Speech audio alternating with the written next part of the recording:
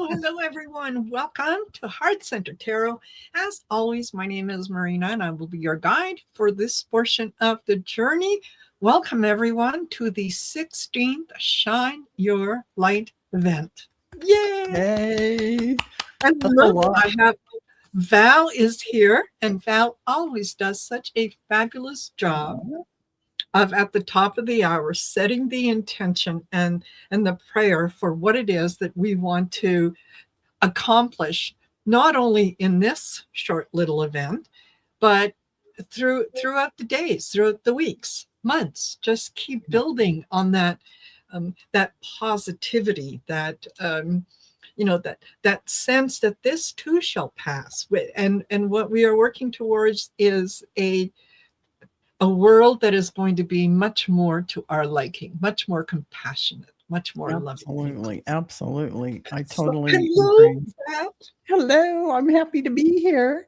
I'm so glad to have you. Yeah, I am so excited. You have done so many Shine Your Light events, and it's so meaningful and powerful.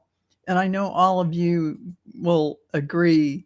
And thank Marina for holding this, because, that's really holding the space for everything coming forward. I mean, yes, you're doing this pretty much. You are doing it on your own. So, I mean, that's a lot to be said for that kind of stick-to-itiveness, and because it's not an easy thing. So I just want to say thank you. Myself, I want to thank you for holding this space for this, because it's my pleasure. It really is changing things every time you get together like this.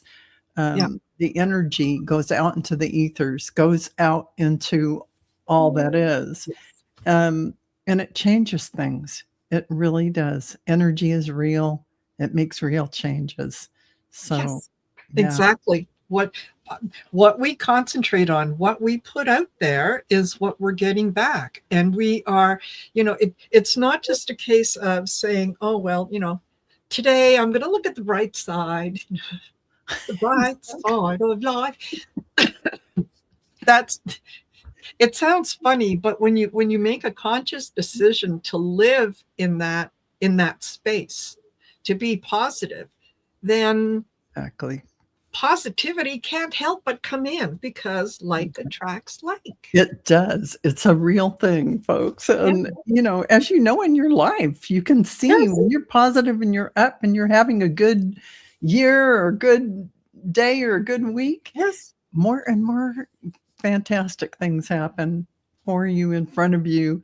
It's your beautiful energy that is calling forward the next moment. So, it's a pretty amazing thing. And things are a little easier to accept, or challenges don't feel quite so great when you're in a positive state of mind. So because true. you're open to being able to see excuse me, many possibilities, instead of on the negative side, where it's the world is falling apart. There's nothing I can do. That's it. It's over.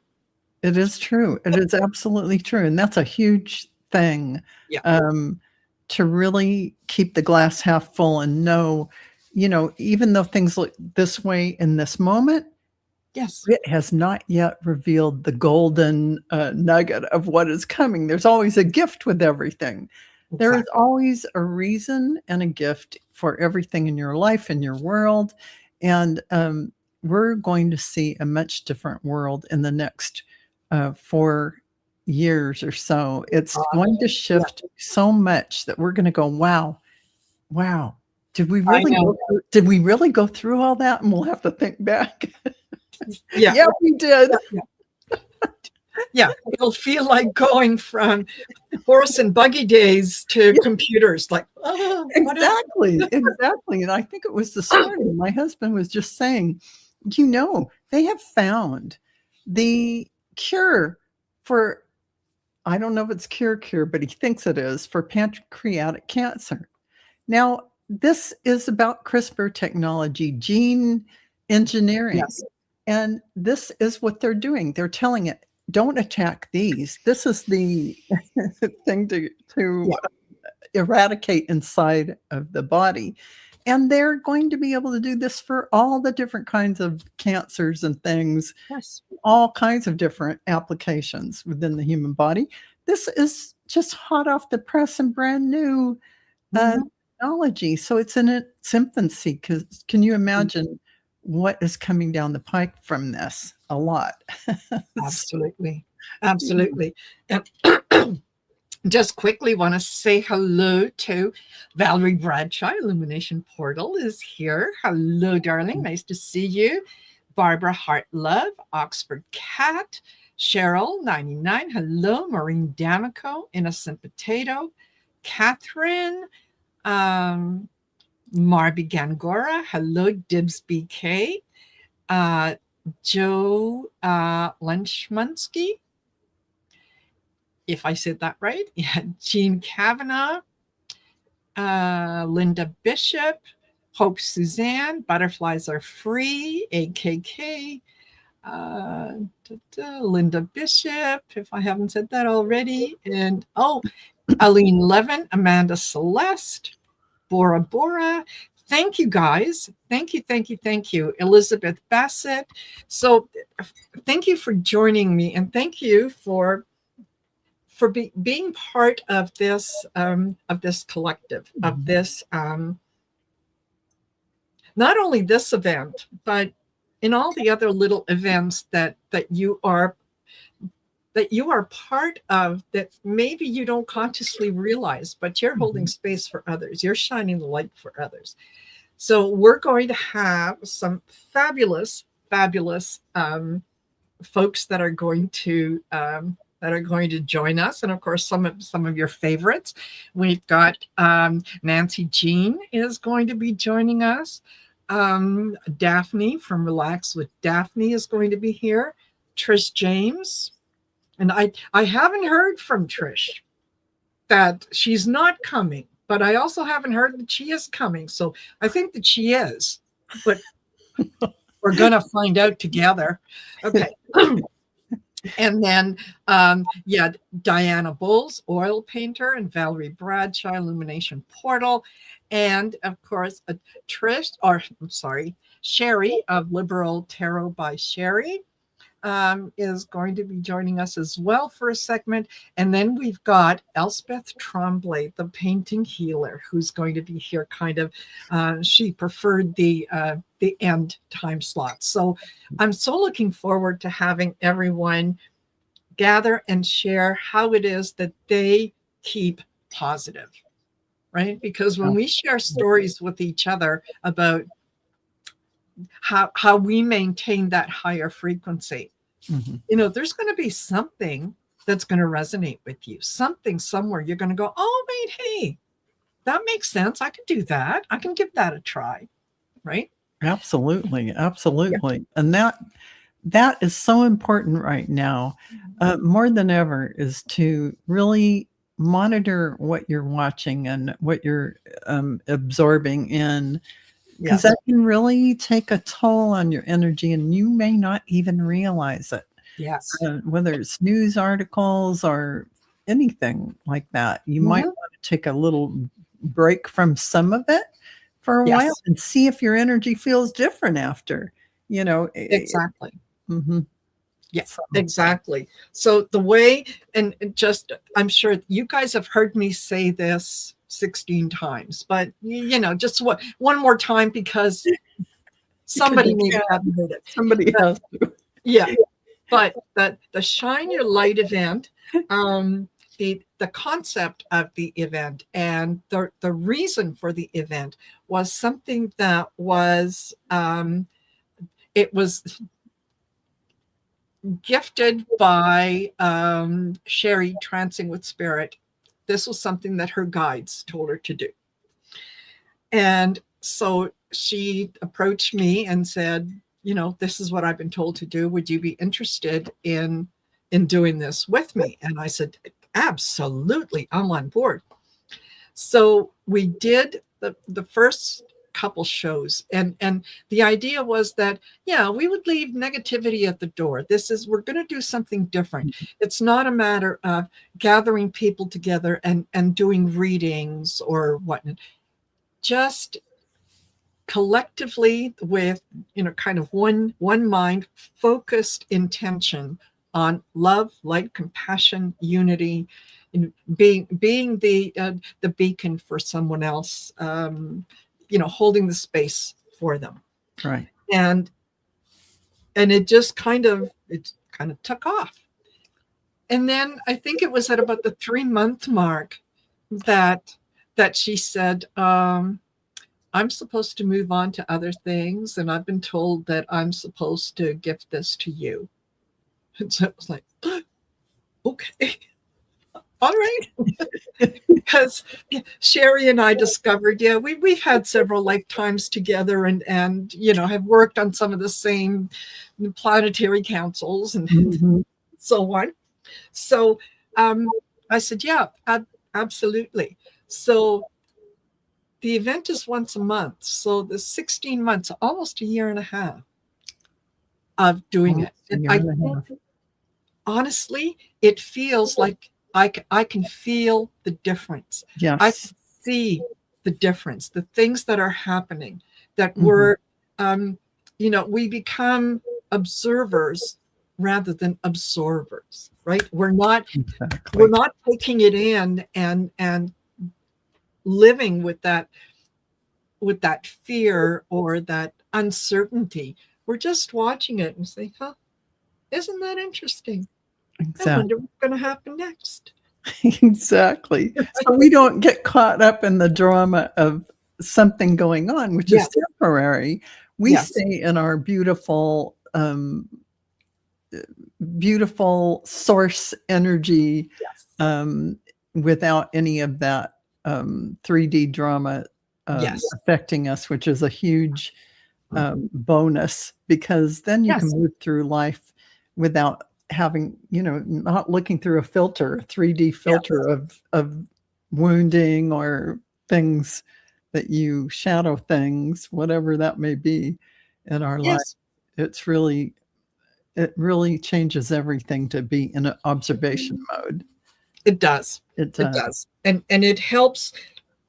Well, it certainly helps me to be able to look around and see what's happening and to detach myself from the outcome. Yes. To say, you know what, there's a reason that this is playing out the way it is. I may not know the reason. Maybe it's not meant for me to know what that reason is. My purpose is to hold space and have the faith that everything will turn out the way that it should. Precisely. Exactly. Getting caught up in the idea of, I got to figure out why. Yes. It's not necessary. All you have to do is have the faith and the belief and knowing that there is always a reason why the soul of whomever, if it's not you, orchestrated the event, whatever that be, worldwide or in your own life, immediate life. It is going to be for a reason that is going to elevate your perspective. It's going to inform you, and you're going to learn different things from it in a good way. A good way. Yeah. Exactly. Hey, Sarah. James Spear is here. Hibiscus Healing. Dawn Turner joined us. Charlie C. Sage of Fire. 3 Cats in Mexico. Just, oh my gosh. Thank you. And for those of you, if you are joining us from someone else's channel, welcome. We're glad to have you. We hope that you will, consider coming back. I think you're going to find that as we reach the different time zones, and as we do, or as we, listen to me, like I speak French, as Val delivers the prayer and the intention, you're going to feel the energy just uplift, right? So I hope that you will consider joining us and being part of that at once a month, and you'll vibrate from it for a few days. For sure. So yeah, don't forget to like, share, and subscribe. And believe it or not, in the description of the video, I actually have everyone's channels. Job well done, Marina. Yes. I remembered to do that. So yeah, make sure that you check out everyone else's channels, subscribe to their channels. It doesn't cost anything. And these are light workers. These are people who have something to offer. And they when we gather with like-minded people, the energy can't but shift. It can't but get better, right? It does. It absolutely does, and I love that. And I think it was Dawn Turner who was putting up that yesterday was Marina's 5-year channel anniversary on YouTube. Congratulations, Marina. Thank you. That is quite an accomplishment, because 5 years is like a million years. Some days it feels like it, and other days sometimes it's a month, and sometimes it's only a couple of weeks. I know. Thank you, everyone. And it's funny because I was trying to free up some space on my computer, and for some reason I had a video of me from 4 years ago that popped up, and I was looking at it and I thought, A, who is that old woman that's on there? B, yes, I've lost some weight, thank you. And just the just being able to think back to those tentative few shows where it's like, oh, is anybody out there? Hi. Yeah, exactly right.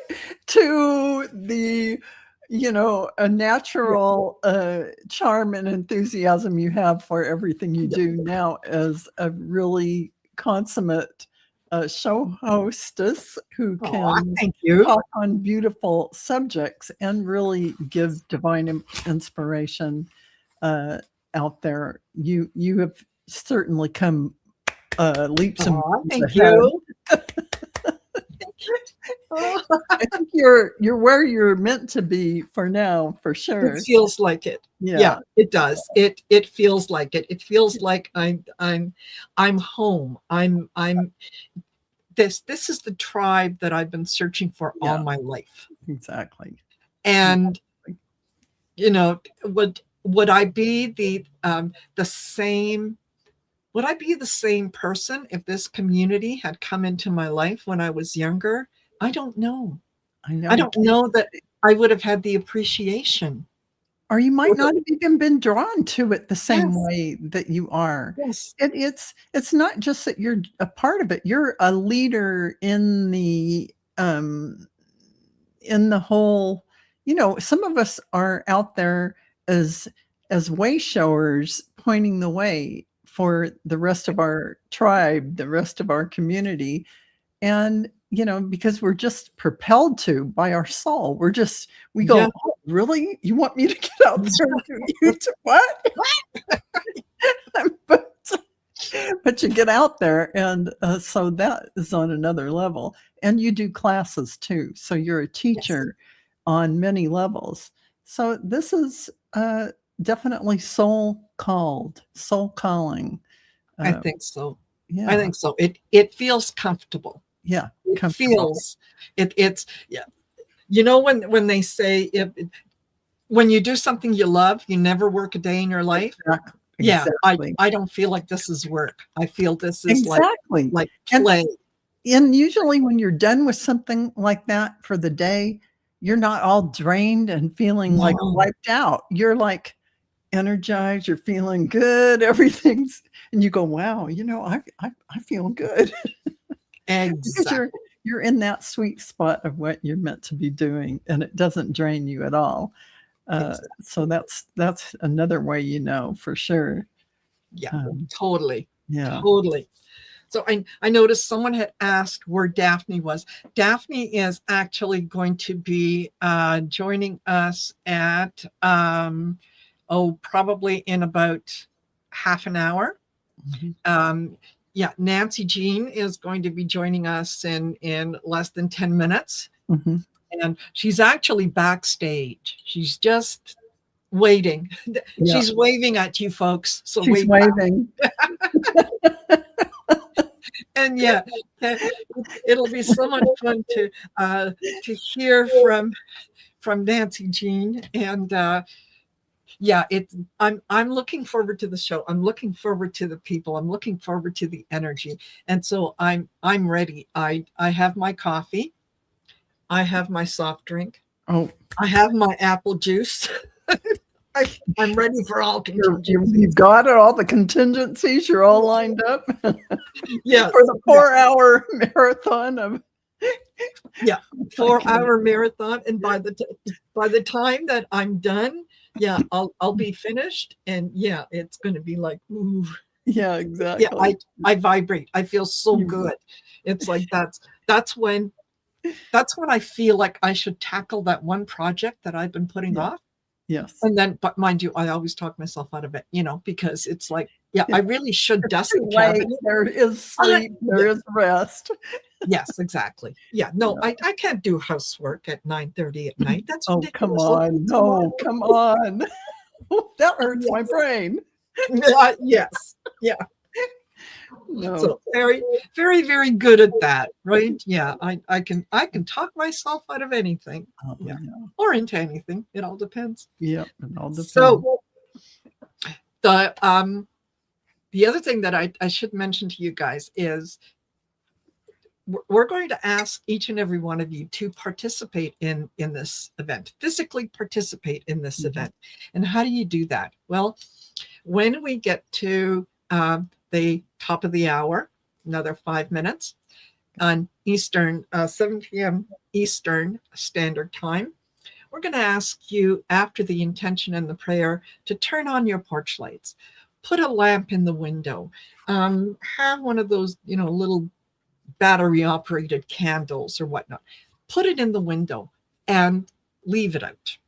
Yes. Leave it out so that you're physically doing something to participate in this. Yes. And then we're going to repeat the process when we get to 7 p.m. Central Standard Time, and then Mountain Standard Time and Pacific, so that the vision that I always have in my head is, if I was on the space station and I'm looking down and I see North America in front of me, and it's like bang, bang, bang, bang, little flashes of light that, move throughout the country. That vision always makes me very happy. Absolutely. Because every time that I envision it, it's brighter, it's bigger, and there's more people that are there. I love that. So, I think that's very powerful. Yes. Very powerful. Absolutely. Yeah. So I'm very, very, very much looking forward to this. And Val, oops, I need to grab my Kleenex. Okay. Shall we start? Shall we? Okay. So this is a Shine Your Light activation prayer of intention spoken from the I Am. So it says, I am speaking it for all of you. And so I want you to all take a nice, deep, cleansing breath in through your nose, light filling your heart. And exhale slowly through your mouth, and imagine your beautiful light going out into the room, out into the world, and out into the multiverse. Beloved divine source, infinite presence that lives within me, as me, and through me. On this sacred day, I stand in full remembrance of who I am. I call forward the truth of my being, my eternal light, my divine essence, my original blueprint of purity, wisdom, and love.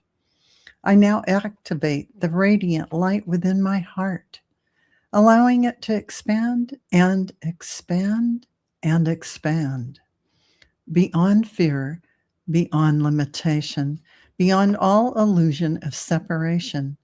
I choose in this now moment to fully embody my light. I release all hesitation, all dimming, all shrinking of my truth. I am no longer hiding. I am no longer waiting. I am no longer holding back. I give myself full permission to be seen, to be felt, to shine. Let my light illuminate every cell of my body, recalibrating me to my highest frequency timeline. Let my presence uplift every space I enter, not through effort, but through the natural radiance of my being. I align now with divine clarity, divine confidence, and divine expression. I trust the intelligence of my soul to guide my words, my actions, and my path forward. I am a conduit of light. I am a beacon of truth. I am an expression of source in form. As I shine, I give permission for others to shine. As I rise, I lift the collective. As I remember, I activate all remembrance in all. I anchor this light fully into my physical body, into the earth beneath me, and into the collective field of humanity. It is done. It is activated. It is embodied. So be it. And so it is. It is done. Oh, it is. Thank you. And so it is. Oh, fabulous. Fabulous. Okay. What a great way to open. And you have no idea, Val, that what you just said, when Nancy Jean joins us, she's going to really be so taking the mantle and running with the whole thing. As a matter of fact, Nancy Jean, if you're ready, I'm going to bring you on right now. So let's add Nancy Jean to the stage. Hi. I've been sitting here so quiet. Minding your own P's and Q's. Yeah. I was like, it's Saturday night. Why am I on the tube? Yes. Yeah. Well, I'm going to say goodbye to you both. Bye to everyone till another hour goes by, and I'll be back. So absolutely, and yeah, just you might want you can leave the stage, but you might want to listen to what Nancy Jean's going to have to say, because I'm going to be tuning right in after this. I'm leaving, go get to my iPad quickly. Bye. We'll see you later, Val. Bye, Val. Bye, Nancy Jean. Hello. Hello. So, what were we just talking about before we went live? Okay. We were talking about the fact that it was a conscious decision on my part several years ago to not do the People magazine version of politics. And I can do it better than anybody. I tell you, I used to be a political consultant. I used to sit there in rooms and think, how are we going to get the bastard? You know, I mean, I've been on the other side, not on the Republican side, may I say, but yeah. Anyway, but the thing is, when you wind your soul up in that much darkness, what happens to you is all of a sudden one day you can't walk because your knees have so deteriorated. You can't breathe because your body can't have oxygen, because it's not, I mean, you end up smothering yourself with hate. It was kind of the irony of all things. I ran huge walking campaigns, like 350,000 people. Yeah. And I couldn't walk across the room, you know, and what I was telling Marina before the show started, I pulled away from it and pulled away from it rather dramatically. And even to the point that I'd have people calling me and saying, what do you suggest we do? And I'd go, I won't play that game. You know, I know I can tell you what's gonna be said on both sides, but I'm not gonna play that game. And eventually pull myself out of it. And then when I look back with my replaced knees and going through a few health scares that kind of whizzed me into shape, get your energy right, lady, because I'll be 77 in 1 week. And Wow. I know. Wow. And you certainly don't give off a 77 vibe. you haven't seen me at 6:30 in the morning, but but it doesn't matter. I mean, age is a number, just like our attitude is a number. Yes. And 30 years ago, I've been reading cards since I was 12. You do the math. So when The Secret broke out, when that book came out, and all the people, and everybody had the little, tell you how long ago it was, the little CD they played in their car so they could listen to it over and over again. Yes. There were people saying to me, oh, how can I tie in? How can I manifest? How can I do these things? And I'd explain to them, the first thing you do is you decide what's most important for you, and then that's what you put first and foremost in your mind. It's almost like it's attached to your head like a little ping pong ball, and out there is the thing you want. And then what did everybody do? They went nuts. 8 years ago, and they had this weird ping pong ball. It was orange in front of their head. And I went, no, this is wrong. This is wrong. Yeah. And I just pulled consciously away from it when things went the other way last November, the November election. I actually collapsed that night. I actually was I know this is no political talk, right? But these are the best examples I can give you about changing your energy. I stood up, and they hadn't even had a vote record in yet. And I was talking to my daughter, and I stood up and I looked at her, and she said, I heard her saying, Mom, and my other daughter caught me as I fell to the floor. And guys, I do not fall apart all the time. I mean, it seems like I do, but they're kind of the most dramatic events. And they had to call the fire department because I collapsed on the floor. They came, they took my blood pressure, they checked me over, and they said, well, apparently whatever was on there was stressing her out, but her blood pressure is normal now. And there's no signs other than the fact she's sort of semi-conscious. So we're just going to put her in bed. And I told my kids, if I died that night, you'd own the city of Dallas. But they didn't. I mean, the firemen knew, put me in bed. I woke up the next morning and I realized what had happened. I had been spared having to look at that. And I laid in bed that day thinking about why did that happen? And then I found out things that had happened around other readers. And it was like, that was a big universal message. Pull yourself out of this. There is no more you can give. You've done as much direction as you can. So I started watching antique shows from England, frustrating the crap out of other readers and just saying, I'm not going to read that. I'm going to try to help people do. When I was first told by my guides that I was going to have a channel, I woke up one night, walked through the room where my office is now, and there was a big Chicago brick wall. And I said, this wasn't here when I went to bed. And they said, no. They said, paint the wall. I looked down, there was a big bucket of paint with a big paintbrush. I painted the wall. The wall dissolved, and beyond it was a garden. And I said, my first question to them was, what the hell's in that paint?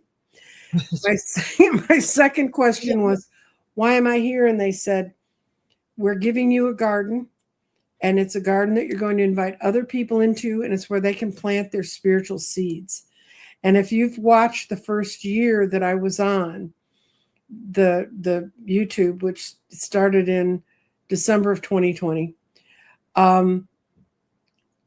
I did lessons on numbers. I did numerology classes. I did understanding basics, just some basics in astrology. I did tarot. I tried to explain to people tried to give them all the instruments I'd ever been handed.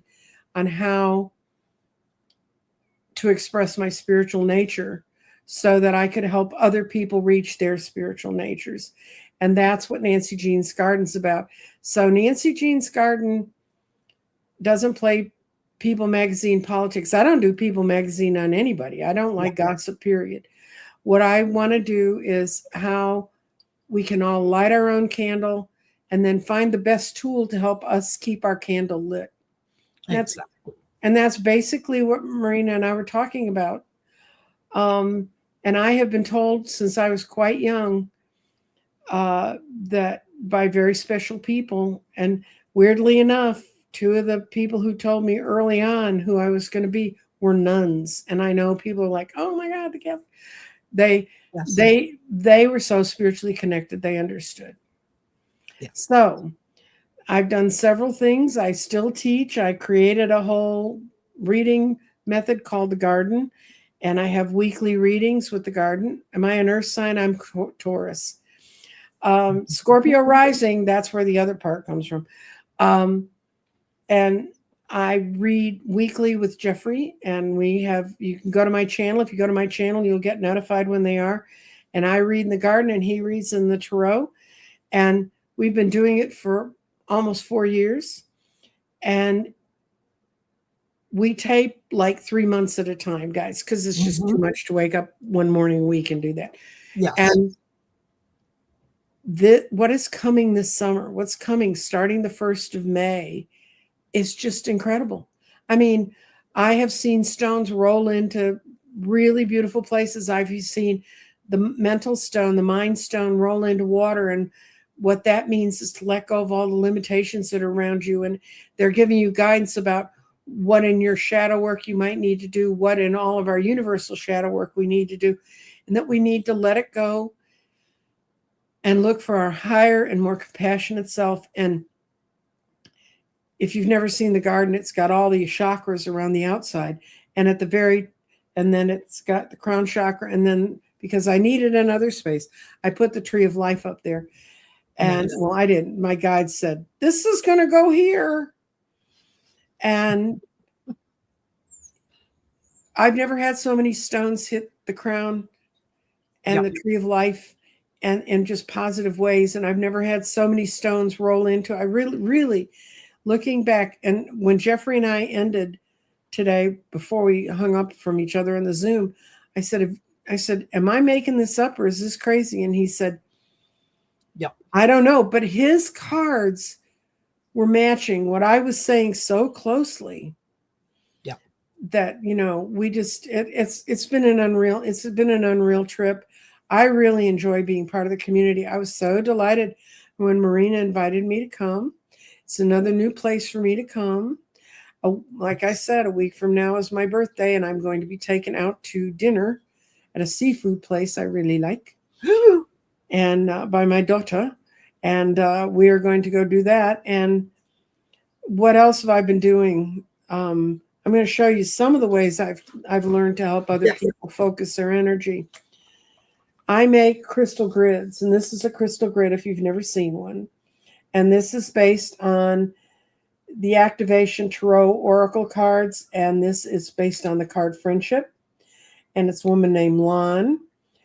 And it's just weird that I stumbled into doing this, but I just did a show with Sheila today. It's Sheila Celtic Tarot, and I also posted it to people on my channel. And this is the other grid I built this week, which is Miracles. I love that. And what you do with the grid is you fire it up. There's a way I teach you how to energize all these together. And I did not make that up. That came from people long before me. But I teach people how to fire it up. I give them a way to deal with it. You will get a listing of what all crystals are in there. And I love building crystal grids. And if I could do nothing but that all day, I'd love it. Perfect. And that's a way, and you don't have to go high dollar to do this, by the way. I have little tiny crystal. There's 4 stones in here. This particular set is Body and Soul. And This came from when I was first starting my channel with crystal directions, and all over the world, the dragonfly, which is the spirit animal on my channel, symbolizes change, transformation, and adaptability, and self-realization, which is what your whole show tonight's about. Yes. And the change is often referred to as in the source for us to have mental and emotional maturity to understand the deeper meanings of our lives. And I make these two. And if you go to my website, you can find out I have Body and Soul, Art of the Heart, and I'm out of Crystal Cash because I had readers when they found out I'd found some more said, "Where's the Crystal Cash?" Me first. But what you can do with that, there's 4 crystals in there. There's 3 sort of crystals relatively the size of this one. And then there's a tiny little fluorite. And I got several hundred of these from China before China closed up in COVID. And the crystal, if you've never seen an octahedron that is a fluorite, it's 8-sided. And if you've ever heard, and you've all heard the prayer, as above, so below, to the left of me, to the right of me, to the front, to the back, that creates an octahedron. And it's as if your soul's in the middle of that. And that little octahedron, you program it to know what you want, what you're thinking about. And then you can do with the other 3 crystals, you set them around it. And you can either carry that with you, or I had a friend who ran a corporation and things were really getting tense. And so I gave her a couple of those and she put them around her office and built a little sort of fort crystal. Yep. So if you want to learn more about how crystals can help you connect to the world, watch my channel. Absolutely. The other thing I've been doing is I've been doing psychic profiles, which is where I talk to psychics from all over the world and in all kinds of disciplines. Yes. And if you watch those, it's really interesting because people always say to me, "Well, how did you become who you are?" Well, I was kind of born this way, and I've been reading cards since I was 12. I never had any of those families locked me in the back closet and wouldn't let me come out stories. I did move to Texas, which was something similar, but I never really stopped being who I was. So it's hard for me to tell and I did a crystal, one of the psychic profiles I did, a woman had known since she was quite young, but it's really only 2 years ago that she came out and started having a channel and teaching people who she is. And what I think is most important about watching psychic profiles, and there's a list you can go through and watch them on my channel, or I'm on Substack too, and I throw them out there periodically. If you look at those, you'll see there is no one way to be who we are. It's like all the other things we've been trying to tell you. You do you. You will find what you're good at. Yeah. I've taught a lot of people how to read tarot, and then they've ended up being energy workers and everything else. I'm not sure if it's the way I teach tarot, but there's just a lot of things. Yeah. And interestingly, that is, and I'm just going to be bringing Daphne on here in a second. Okay. You're backstage. What struck me was Val's opening prayer was about that. Finding who you are. Finding who you are, giving yourself that permission, knowing that you're not here by accident. You do have a purpose. It's just a matter of identifying what that purpose is. And there's no timeline. If you don't know by the time you're 14, that's it. Forget it. It'll never come. Or when you're 27. And that's why I don't want people to think they could, because if you're way past 14, I'll tell you, if you want to read a set of books that will teach you about awakening, and they're just kind of fun and they're on YouTube. Yes. It's the Myrtlewood Witch Mysteries. And there's 5 books. And it's about 4 older women, and I mean older women, who come out. They all meet in this village called Myrtlewood, which is where the earth has come to a point where it needs the 4 crones, fire, air, water, and earth, to meet and join together. And they even go find their own dragons. So I really like them. Nice. And if it's a free thing you can get on YouTube, and it's what I listen to go to sleep at night. And then I kind of remember where I stopped. And then I get up the next day and I listen to the whole rest of the book. They're absolutely wonderful. And what I love about them is none of these women acknowledged their magic until they were in their 50s, 60s. I think the youngest one is 60. There you go. So that's something that's just all, and it's written by a woman who has like the weirdest name. When I saw it, I said, that can't be right. I'm going to have to look it up. But her first name is Iris. And where'd it go?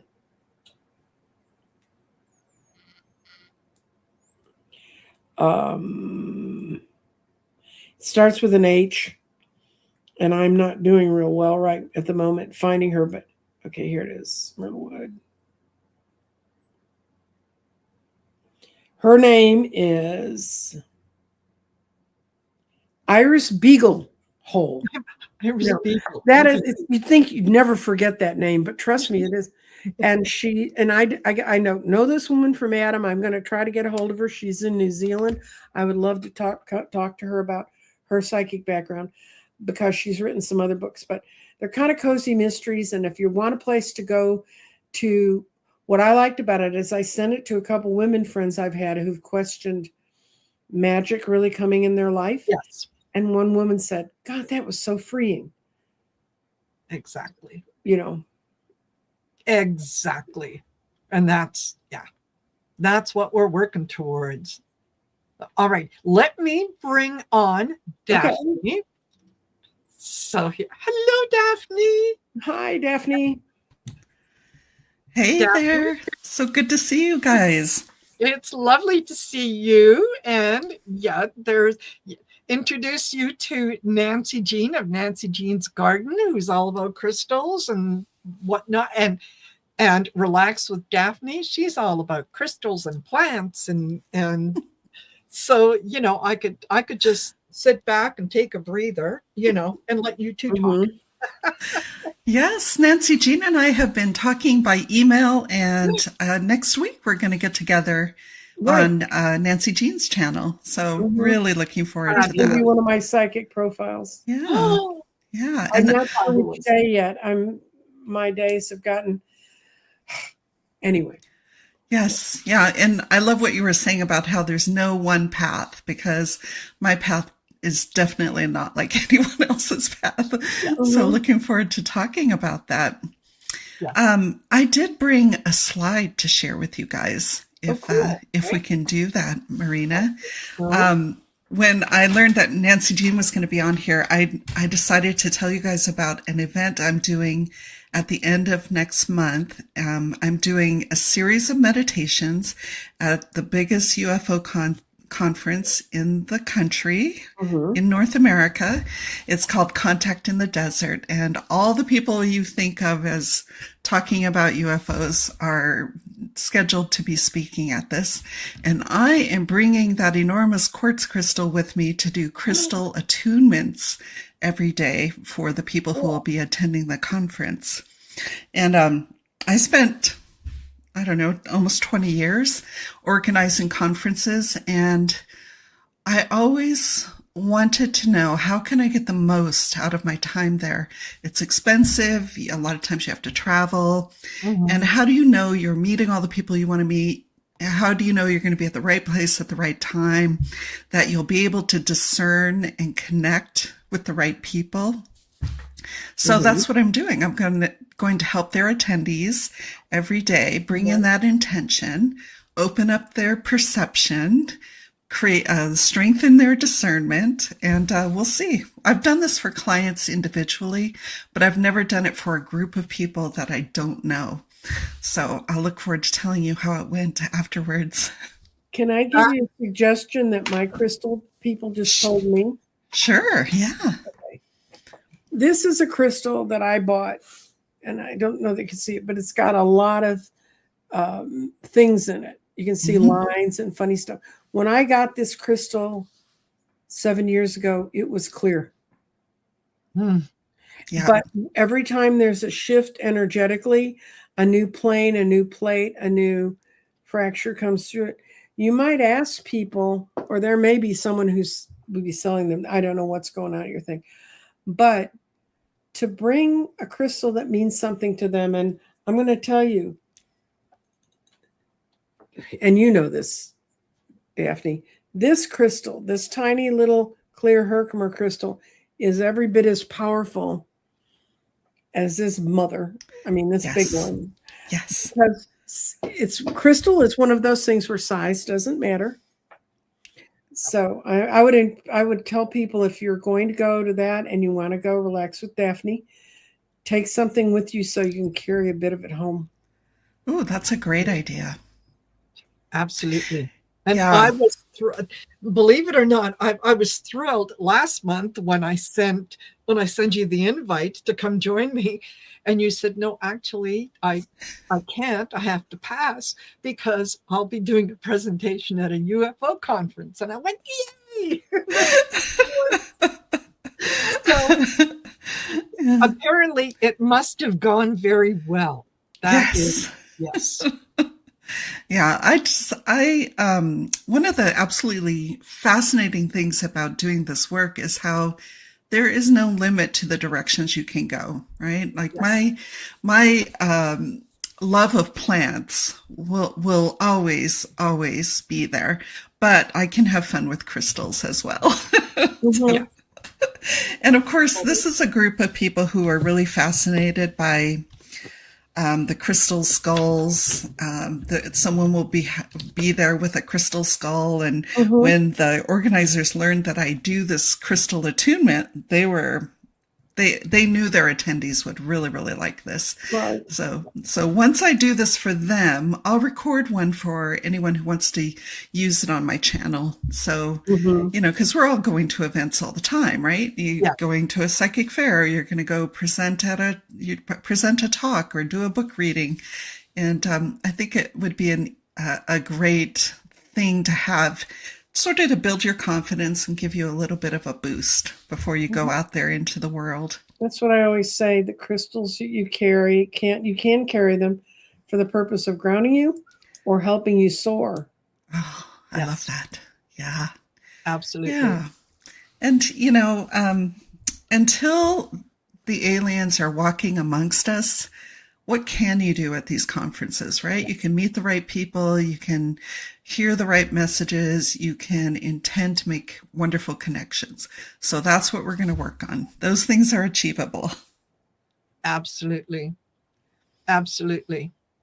And when it comes to crystals or stones or whatever, the power behind them is sometimes inexplicable. You just have to go with what you know.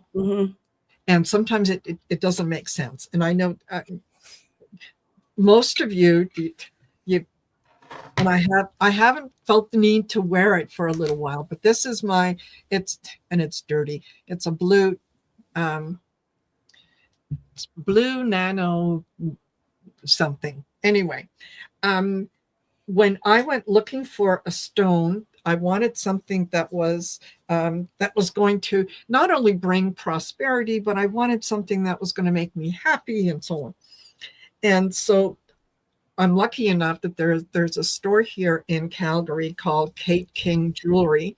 She designs all her things and sources all her stones and whatnot. And when you go in there, it's not just a case of selling you something. They ask you questions and determine what's your intention for this? What do you plan on doing with it, and so on.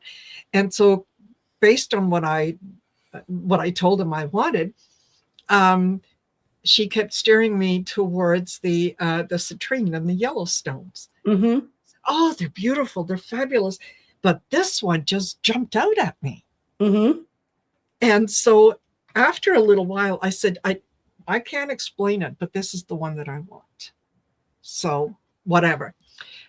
it was probably about a month or so later that I discovered that I started my earth life in Lemuria, and this is the stone of Lemuria. Mm-hmm.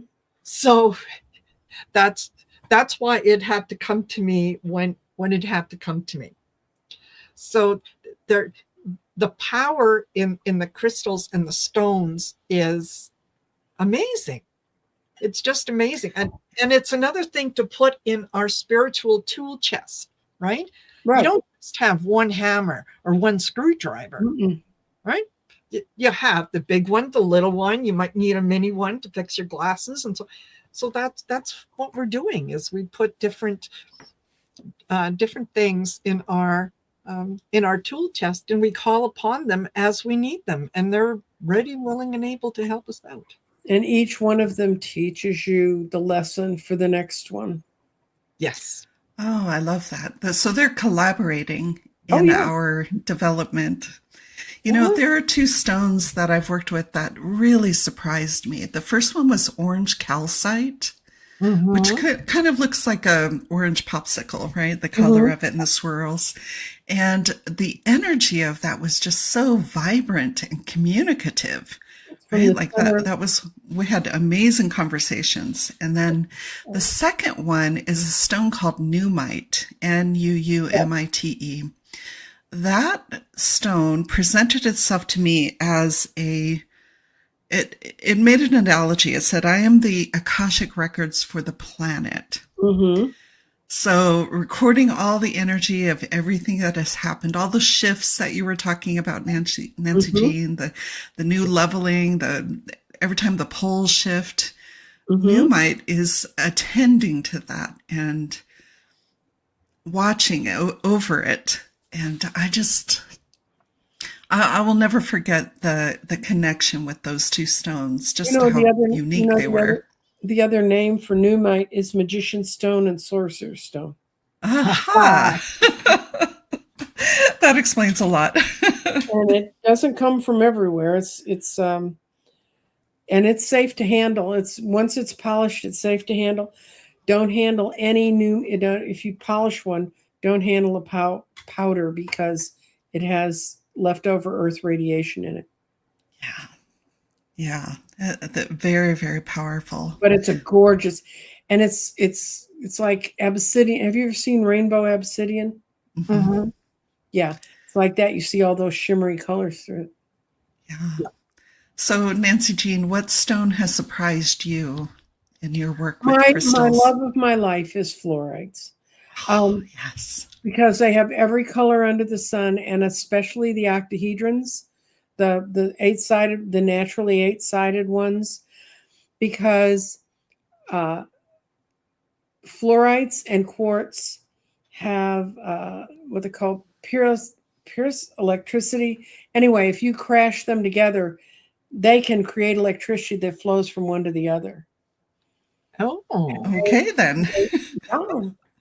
Yeah, that one I like because that's one of the first ones that really grabbed my attention. And when I read at my table, I used to have a big box of octahedrons on my table, and I would tell people, give them one at the end of their reading and said, this is for you.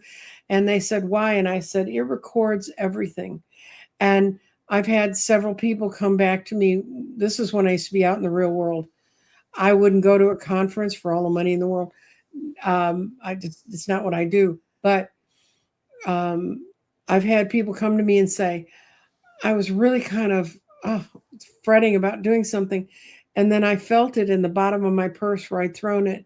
And I knew what the answer was. And it's what we've been talking about. So they're very magic stones to me. And then I love the other one that I always really like because it's meant a lot in my family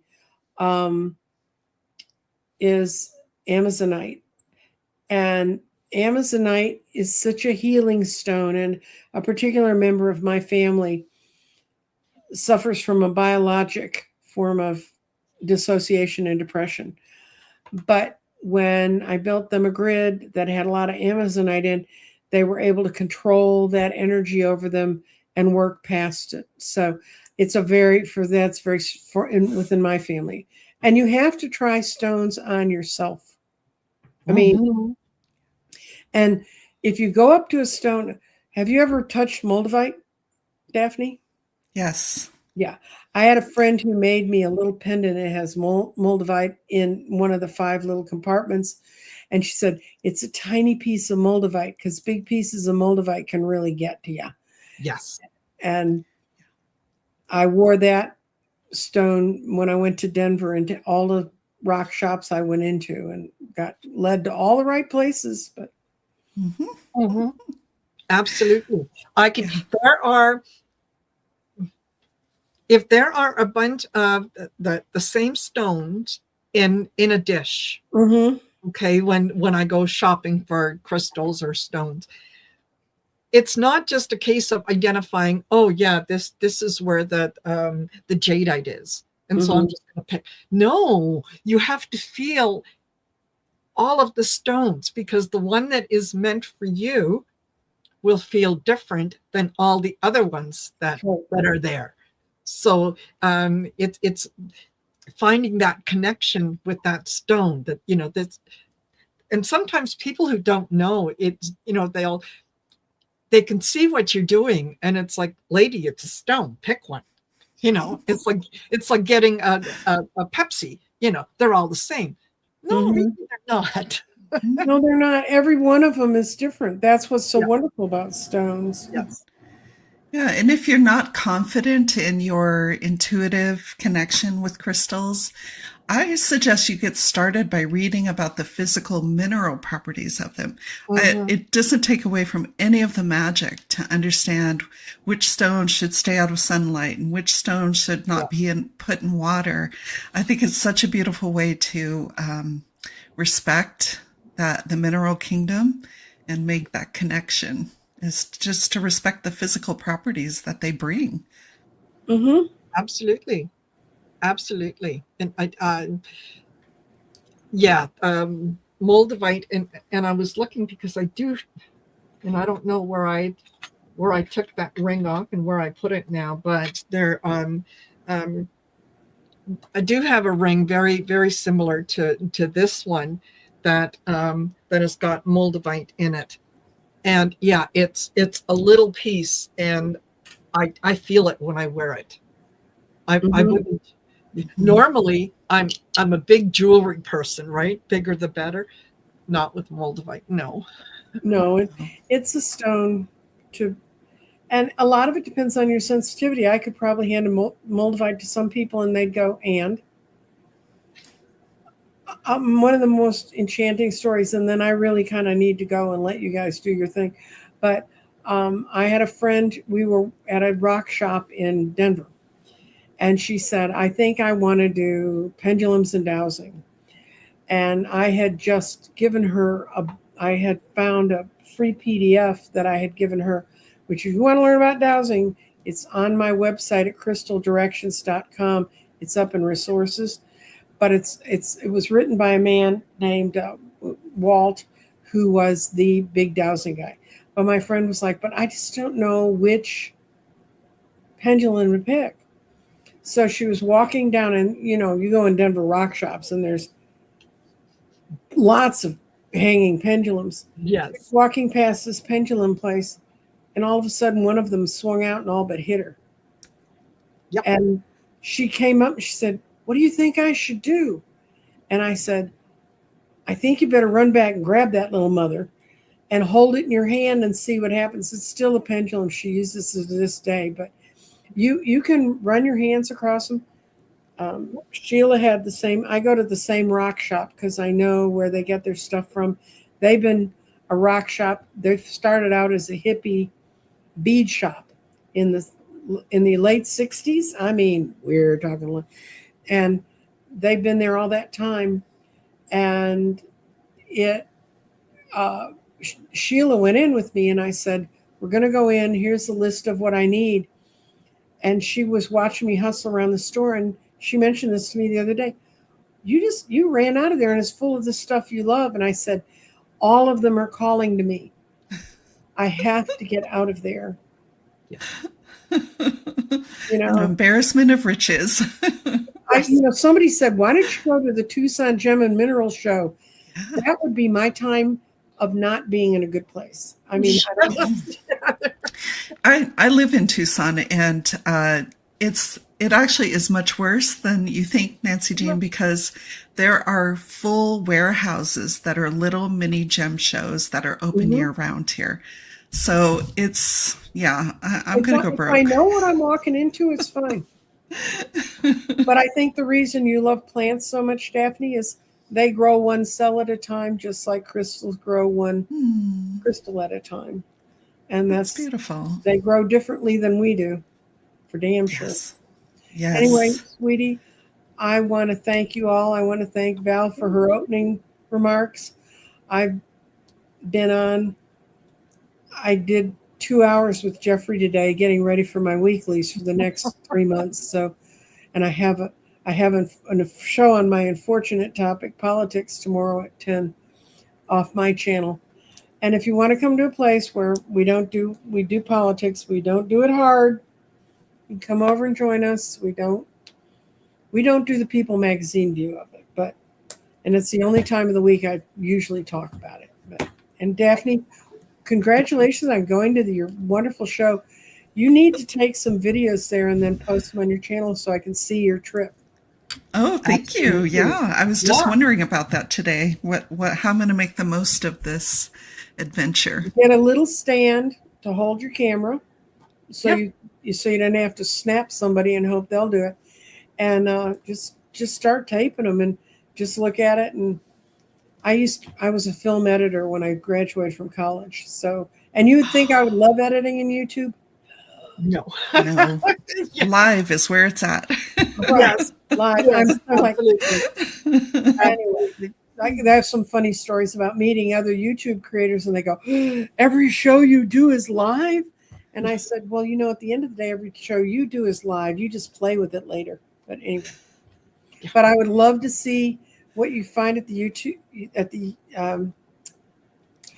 I said YouTube conference, the UFO conference. UFO conference. Yes. Absolutely. Well, if some aliens show up, I will definitely be having that. There are aliens around us. You don't know that? There's aliens around us. There's hybrids around us every day. Yes, absolutely. I'm a good friend of Dr. Gale's, and she's always, don't you talk about that like aliens, because they're here. And she said, they're not aliens. No, they're our relatives. They're galactic beings. Yes. Yeah. And and I keep telling her that I will go into that when I can look okay in a latex suit. Until then, my chubby little body ain't going near that. Yeah, I have car sickness. I have air sickness. I can't get on a boat. There's no way I'm getting on a UFO. Anyway, well, thank you so much, Karina. And you got to take me out of here, I think. Thank you. I will. Thank you for, I enjoyed meeting you. Here, and I will get a hold of you about the date and time. Absolutely. All right. Take Bye. care. See you later. Nancy Jean. Bye for now. Oh, so nice to meet her. She and I have been emailing for quite a while. Oh, yes. And I've been watching her since COVID, right? So yes. Really, really excited to talk to her next week. Yeah, absolutely. I'm just go ahead. No, I think I'm. Oh, okay. I wasn't sure if she took herself out or if I needed to do something on my end. So yeah. Well, go ahead. How was that your UFO conference? Obviously, it went well.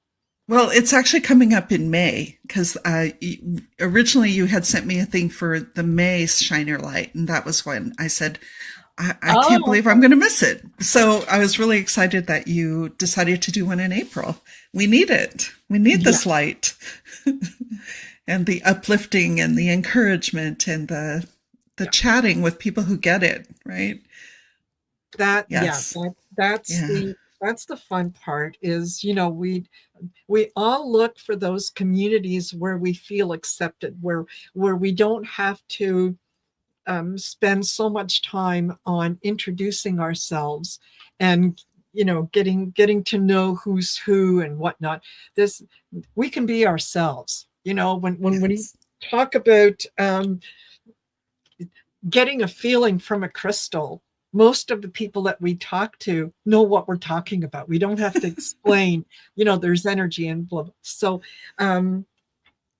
yeah, this is a fabulous community. And I always feel so much better after I do a show. Yes. That I can approach it, and I'm tired. I've got a headache. I, feel drained. And then as soon as it starts, I can just feel everything lifting and getting better. So, well, I can see that you put a lot of heart into organizing it and inviting people and putting people at the right place in the schedule so that it makes sense for the audience. I love the care that you take of your community. And so good to see everyone in the comments. Yes, it is. Yeah. Yes, it is. There's, they're very encouraging. That's one thing with this community is it's very encouraging, very, very inspiring. Mm-hmm. There's for a newcomer who would come in, and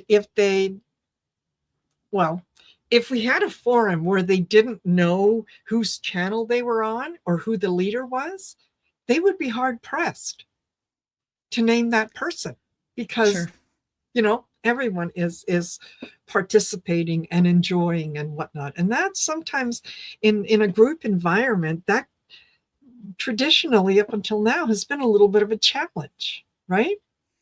Because you walk into a meeting and it's like, okay, I get it. Yeah, I know who you are. Well, that is something that is hard to hide in this group. Your energy signature as an individual, as a human being, you are broadcasting it 24 hours a day. Yes. And your intentions are way more obvious than you might think.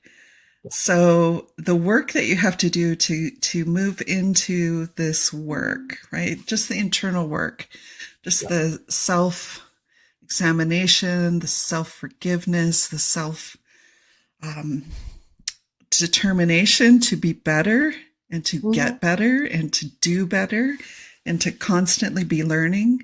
I think all of us are constantly taking classes or reading books or exploring new modalities. I mean, I can't stop, right? I know.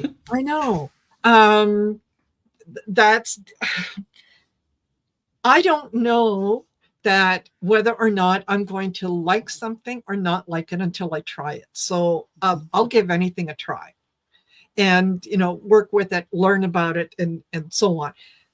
Things that I like, I keep. Things that maybe, I'm kind of on the fence on, I can let those go. I can share them with someone else. I can introduce someone else to it and say, hey, wasn't my cup of tea, but if it resonates with you, here you go, right? Yeah, literally resonate, right? How does the energy work with my energy, amplify it or dampen it? Sometimes you need your energy dampened, but usually you want that amplification, that magnification, magnetizing, right? So I was really interested when you talked about that crystal being from Lemuria. You and I have done some past life work together. Yes. So fun to pair that with a crystal. Yeah. Yes. And it was, I can't remember where I put my magazine or catalog that talked about it, but I've gotten several stones from Kate King Jewelry, and each one of them has been just fabulous in the energy that it has brought in. Yes. And amazing. I didn't know that we were going to be doing this, but here's another one. This is a blue, clearly blue, I think it's a blue nano quartz. I'm not sure. Mm. But anyway, when I saw this in the showcase, it was like, be still my heart, you know, like I have to have it. I must have it. And the girl said that, yeah, Kate had named this particular stone, this particular item that she made, Grace Under Fire. And I thought, yeah, that sounds pretty good. That sounds like something that I need to have. Well, I happened to be wearing that piece one day when I got a phone call from someone that I used to work with saying, hey, is it true? I just heard that you're working for such and such a company. And I hadn't even really heard of them. So, here I am saying, well, I can neither confirm nor deny at this point. And it was like, oh yeah, okay, fine, whatever. And I thought afterwards, that was kind of a weird thing for me to say. Why would I say that? So after I hung up with him, I looked this company up and I called and asked to speak to the manager, owner, whatever he was. And I introduced myself and I said, apparently word on the street is that I'm working for you. I'd like to know what the terms of my employment are. And I was hired. So yeah, that wearing that stone felt like, yes, Grace Under Fire. Things are being out there. I'm picking up on it, and boom. And yeah, it was a fabulous job. That's amazing. Yes. Wow. Yeah, those kind of synchronicities you cannot ignore. No. It's you just have to go with them. Just honestly have to go with them. And it's I think, I don't know about you, but I find life is so much easier when we follow the direction that spirit is leading us in, when we follow our gut, when we get those little senses or messages or yearnings that, we don't let that monkey brain take over and go, oh no, that doesn't make any sense. No, I can't do that. Why would I want to do that? Or you just say, okay, in faith. Yes. I take it and I go with it. And that's why I think that one of the best things we can do for ourselves is identify our ego and learn the contours of it and learn when it's being sneaky and being able to quiet it when you need to, because you cannot hear those little nudges and whisperings from the universe if you are busy being led by the nose by your ego. Right? Exactly. And what a way to go through life, propping up an ego. It has no intrinsic value, no lasting meaning, right?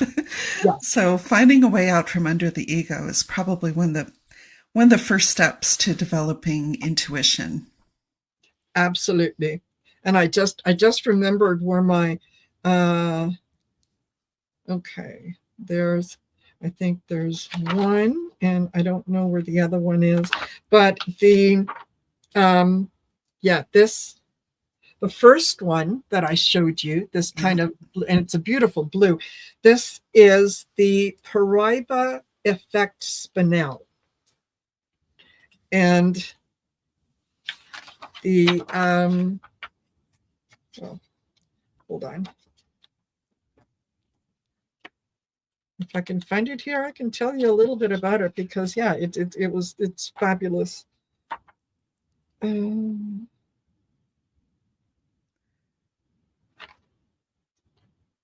Paraiba effect spinels. Yes. Okay. So let's hear all about it. Yes. Resonating the frequency of Atlantis and Lemuria. Paraiba effect spinel is a stone that ignites joy, optimism, and truth. This stone invites you to walk your true path with grace and empowerment. assists in communication, opening the throat, third eye, and crown chakras. It links us to the angels of joy and abundance, promotes inner strength and compassion, opens and activates all the chakras and meridians, a balm to the emotions. Paraiba Effect Spinel is comforting and calming while instilling joy and zest for life. Oh, wow. So all the best of those energies. Yes. And none of the downside. None of the downside. And yeah. I know somewhere in here I had it marked for the whatever the blue nano quartz was, but yeah, it's their fabulous. She does such a, I mean, this is just, oh yeah, or you get some of that gorgeous what they look like and whatnot. But anyway, I'll put that away because I was going to go off on a tangent here. But yeah, I'm working with olivine, which is sort of a precursor raw state of peridot this year. yes, because it magnifies energy healing.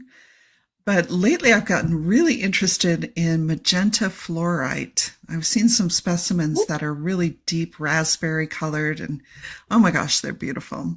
And, beauty feeds your heart and your yes, spirit. So we like pretty things to look at, pretty shiny things. Exactly.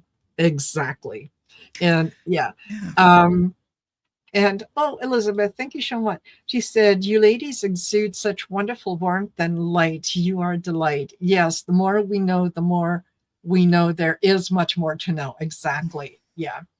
Endless possibilities. I totally relate to Lemuria. Elizabeth, thank you for bringing that phrase, endless possibilities. Yes. That is so important right now because with our human minds and our experience, we think we know what is possible, but I don't think we do.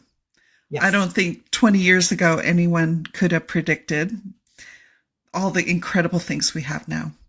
Like I was just reading an article that came out of the MD Anderson Cancer Center about how they are using biofield therapies like Reiki to treat people with the most aggressive form of pancreatic cancer.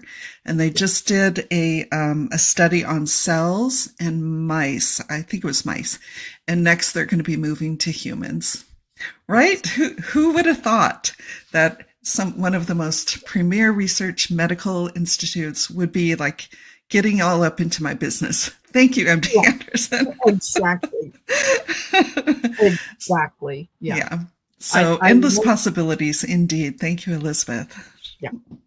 And I remember back in the early 2000s, my father was diagnosed with cancer, and from diagnosis to his passing was only a couple of months. So during that time, my sister was able to bring in a Native American healer who came over to the house and worked with Dad, whether it was Reiki or whatever she did. Mm-hmm. But he said he just felt so much better afterwards.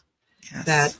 And at that point he'd only had a couple chemo sessions, and it was like, just let it go. But absolutely. There's the things that, I mean, when you think back to what's the first thing that we teach children now is, wash your hands. There was a time when water, oh no, you got a bath twice in your life, when you were born and when you died. Right? Well, yeah, there's things we're learning all the time, and what's bringing in that learning is all the possibilities. Yes, all the things that someone either had a dream or had an idea, and they said, I wonder what would happen if. Right? And there I come. Yeah. I mean, we all know that we continue on after the body is returned to the earth. We know that. And yet the spiritual lesson of caring for someone and being cared for during your final illness, I hope that as we move forward in our spiritual growth and understanding, we can make the passage from this life to the next one a lot easier for people, a lot more comforting for people, and a lot healthier, right? Like, I had an aunt who didn't tell anyone she was sick. We found out that she was sick after she died, and I'm still mad about that. Because I would have liked to comfort her, during the process.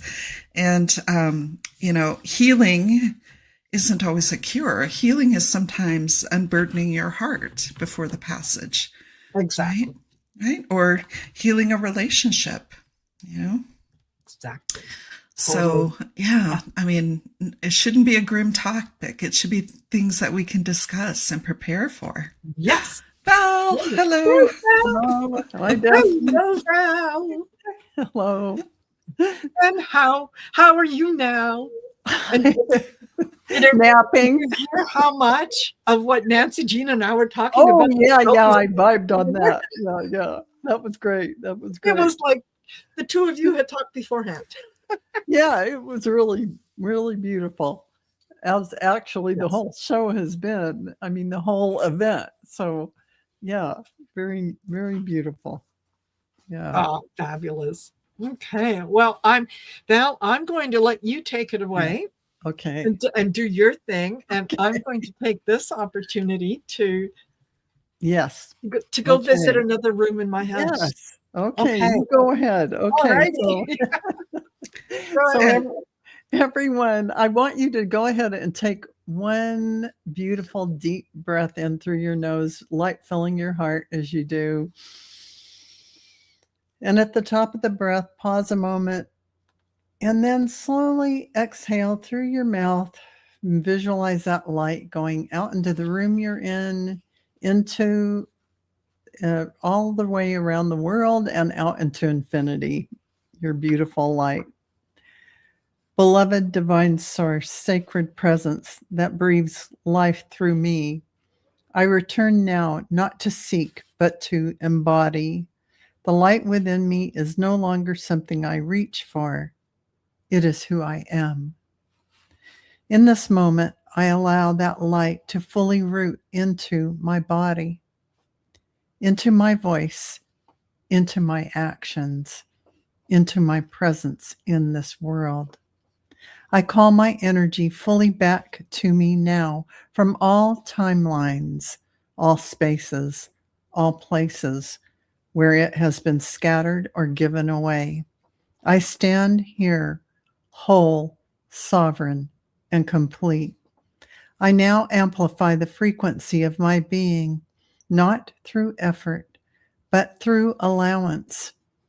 I allow my light to become magnetic, effortless, naturally expressed.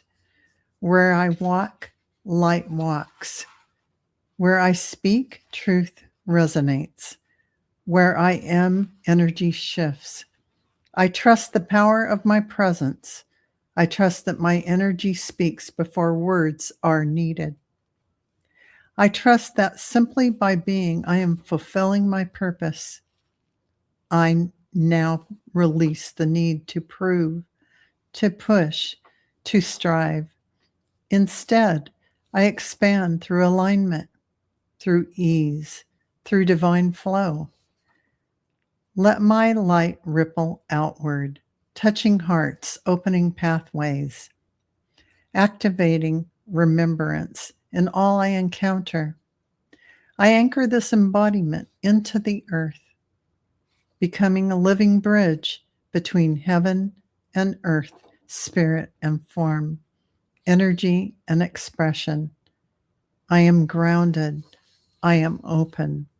I am radiant. I am here. And so my light is not only seen, it is felt, it is received, it is shared, it is done, it is embodied, it is alive within me now, and so it is. So shall it be. It is done. Okay, everyone. I hope that resonated for you. And these were powerful intentions and affirmations for this event, and literally for you embodying the light that you are in 2026 as a new beginning going forward. So I know you all feel this energy deeply within you, that you are stepping into that energy of who you are in a more firm and sovereign way. And so with that, I'll leave you all and I'll say goodbye Thank to you. Daphne. Thank you. Thank So you. beautiful. Thank you. Thank Absolutely. you. Thank Yeah, you. Bye. absolutely. Oh, wonderful. We'll see you later, Val. Yeah. Oh, there she's gone. Yeah. She gone. Yes. And Casey Bosses, yeah, love the effortless task. And I think that Yeah. for a lot of us, we're learning that it's not magical thinking. It is effortless. It, you know, when I look back on some of the situations, some of the challenges that came up in my life, and I can look back on them now and say, "Oh, I made it so hard on myself." You know, I really I got in my own way so many times that Yes. I didn't have to. I didn't need to, but it was that thinking, that conditioning and all that went with it, that you see things one way. I And think it's so important to ask who benefits if I keep myself small. yes, Yeah. absolutely, Yeah. absolutely. And someone had mentioned earlier about their being with a loved one when they passed.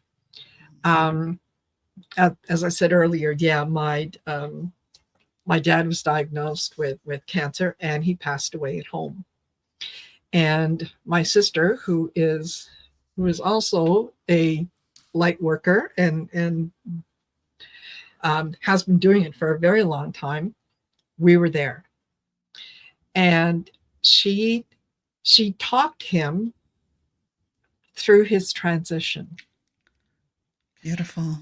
And it was the most beautiful thing that I have ever witnessed. And I love my father and still do, very much. I'm still connected to him. But there wasn't that overwhelming sense of grief and fear. It was, you know, it was a beautiful passage, right? Just Yes. because I can't see him physically in front of me doesn't mean that he's not there. He's with me all the time. So, and I like what you said about, yeah, teaching people, showing them that, when we transition, it doesn't need to be anything traumatic, that it can be just another phase. Yes, especially if you are able to prepare. Now, obviously, some of us are taken by surprise. You can always prepare spiritually, but do you have all your ducks in a row? Do you have all the documents? That kind of stuff. That can be very difficult for people to say, yes, this is the month I'm getting my will and my trust together. This is the month that it's hard. We totally get it. And what comfort it brings you when you have finished that paperwork, and when you tell people that you finished the paperwork, what relief they have, So, and not only that, but it's also when you are prepared, you have said everything that needs to be said. yes, There is no well, I wish that I had told him this, or I wish that, this had happened. No, it was all out in the open. And honestly, I did not spend a lot of time in crying, Right. because my first thought, um, after the nurse said that, he was gone, and I said it out loud. I said, "Oh my gosh, the things he now knows." Yes. Like, Yes. Yes. fabulous. The Yeah. day my father-in-law passed, we happened to be in Canada. We were in Victoria, and we stopped into that beautiful cathedral by downtown. And we were just meditating. My husband was praying. And as I closed my eyes, right in front of me, there he was at his most vibrant state that I had seen him. He walked towards me on my right side, and he came and grabbed both of my hands. And off to the left, I could see the light gathering. I could hear like a party starting up, right? Like the orchestra was tuning up, people were chatting, and he just grabbed my hands. I'm getting chills because I think he's here with us. He grabbed my hand and said, "Take care of your husband," right? And he shook my hands, and he was like, "Oh, I'm so excited. I have a party to go to." And then he was off. Yes. Yeah. Yeah. So, I feel like the doors of perception have been flung open, and all of us can develop this kind of rapport with our loved ones during this transition time, right? Exactly. So, yeah. I mean, I didn't come here today to talk about this, but clearly someone in the chat needs to hear this. Exactly. Yes. So, yeah. Okay. So apparently Trish didn't get the link, so I am going to. Oh, okay. I am going to.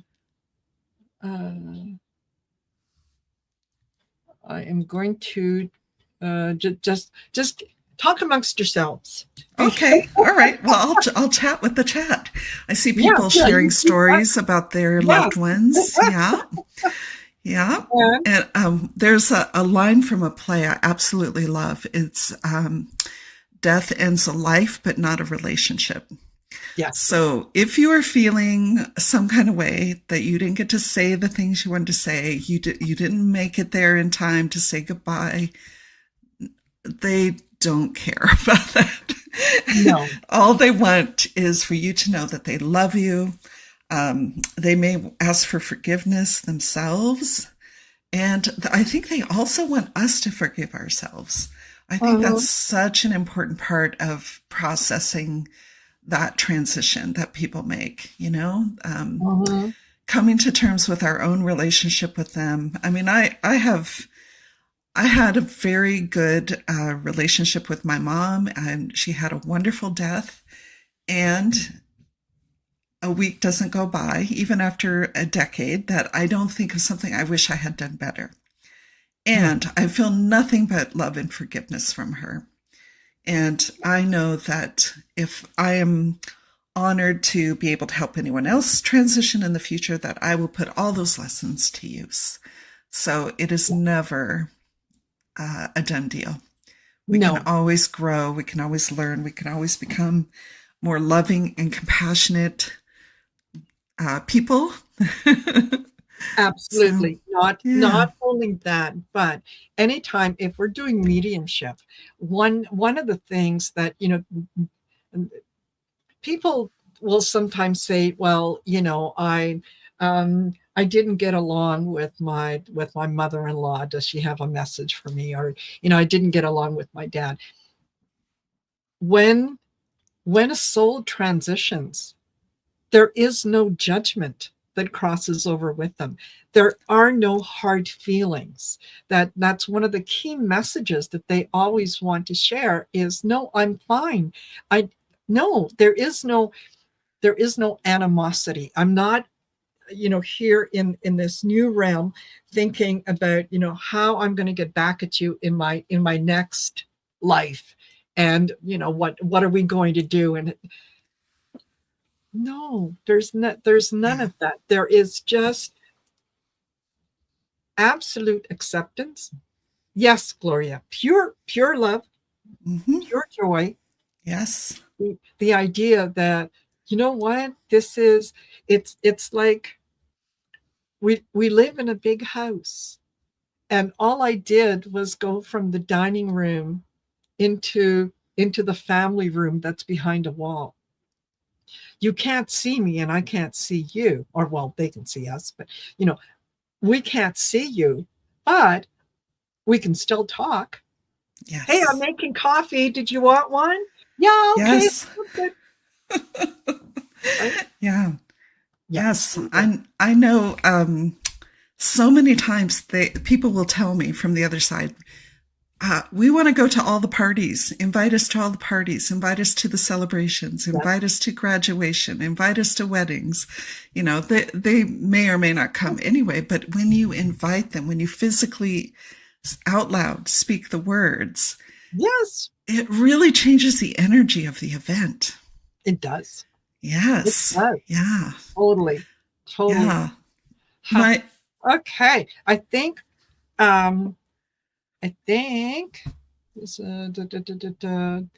know Trish is here, and yay. Sherry from Liberal Tarot is backstage. I'm going to well, why don't I say goodbye now, Marina, so that you can welcome your new guests. I've really enjoyed hanging out with you. Me too. It's Really fun. Looking forward to getting all kinds of information about your UFO events and whatnot, and we can all learn more about that. It'll be fun. Okay. Absolutely. All right. Thanks, everyone. See you later. Bye-bye. Now. Oh, and there's Sherry. Oh. Hello again, Marina. Hello. And there's Trish. Yes. Hey, Trish. Hi, Sherry. I haven't met you before. Hello. How are you? Good. Great to be on here with you. Absolutely. Find the volume. There. Now I can hear you. Yeah. Make sure you get stuff. So I want to start off by saying, Trish, thank you very much. It's fabulous. Yeah. I spent a lot of time on that one. Yeah, it is absolutely fabulous. This is Trisha's new Astro Tarot deck. I've worked with it. I'm writing that down. Astro Tarot. Astro Tarot. Yeah. And this is the back of the card, and this is the front of the card, and they are landscape, which is fabulous. Oh. Yeah. I was guided to do that. And when the first images started coming through to me in the early days, it was landscape. And I'm like, I don't know about that. But I just went with it because I always do what I'm told. And I love it. I just love it. I love how it's come out, and I love how it just captures the image a lot better. And each of the suits have a slightly tinged colour through them. So your it's going to have a tinge of sage green to it, and very natural palette, which is beautiful to work with. So I pulled the card today for coming on. And that's the one I pulled out of today, which was the Four of Swords. I can't really get that into focus, but Four of Swords. I've just been feeling really scattered, kind of, and I've popped the crystals on. So I've got the clarity. I've got the and I've got some grounding too with the smoky quartz. I felt very ungrounded, but then the card came out and said, I need to kind of pause, slow down, be present. They also help me to be very present because I'm quite scattered. Yes. And I think it's related to astrology. There's a big trine coming up this week, which I'm really excited about, air sign trine. And I'm double out. So I think that's what's making my brain very scattered. Yes. Yeah. And I think we are all experiencing kind of all the feels on a magnified level at the same time. And it feels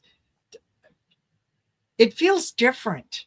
It feels different, but I think it's a higher energy. And I think this is, once we get used to this, it's going to go even higher and higher and higher. So I think that is fabulous. But I know what you're going through, because I had that week that started off with it almost felt like overwhelming sadness or melancholy without really knowing why. Like, I couldn't pinpoint anything. But yeah, it did. The energy has lifted. Certain things fell. Definitely. Yeah. And I did find too, a lot of people I spoke to were going through some kind of depression or mental illness. Just a low, melancholy, low, or depression, and a lot of people fighting during the week. I do feel a shift as well, though, coming in this week, which is fantastic. We all need that. Absolutely. It's fabulous. So yeah, I thought that, for this little segment, that we could concentrate on how do we keep our energy high? How do we what steps do we take to stay grounded, and how do we share our light with those who they're looking. They just don't know exactly where to look. And I think you're part of what you do, Trish, and whether you realize it or not, but you're it's through your decks. It's through what the images speak for themselves. The messages are just so profound at the moment. And I do put a lot of energy and intention into each deck as well. Each card has an individual signature of energy, and I do infuse it with the intention that it obviously increases your intuition. All about picking up your energy, seeing truth and clarity. So that's one of the biggest things for me, is seeing the truth and clarity of the world that we live in, and discernment. There's so much that goes on around us, and even to the point where so many people have been depressed lately, and it has to make you why. What's going on there that makes that happen? I try to infuse cards with truth, integrity, and clarity, so that way it helps you to discern what is real in the world and what is not real. Exactly. No, it's fabulous. Absolutely fabulous. And how about you, Sherry?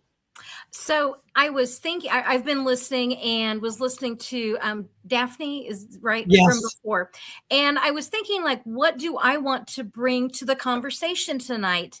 And we had changed the sheets on our bed. And I'm going to just hang in there with me, because there's so much around us that is symbolic.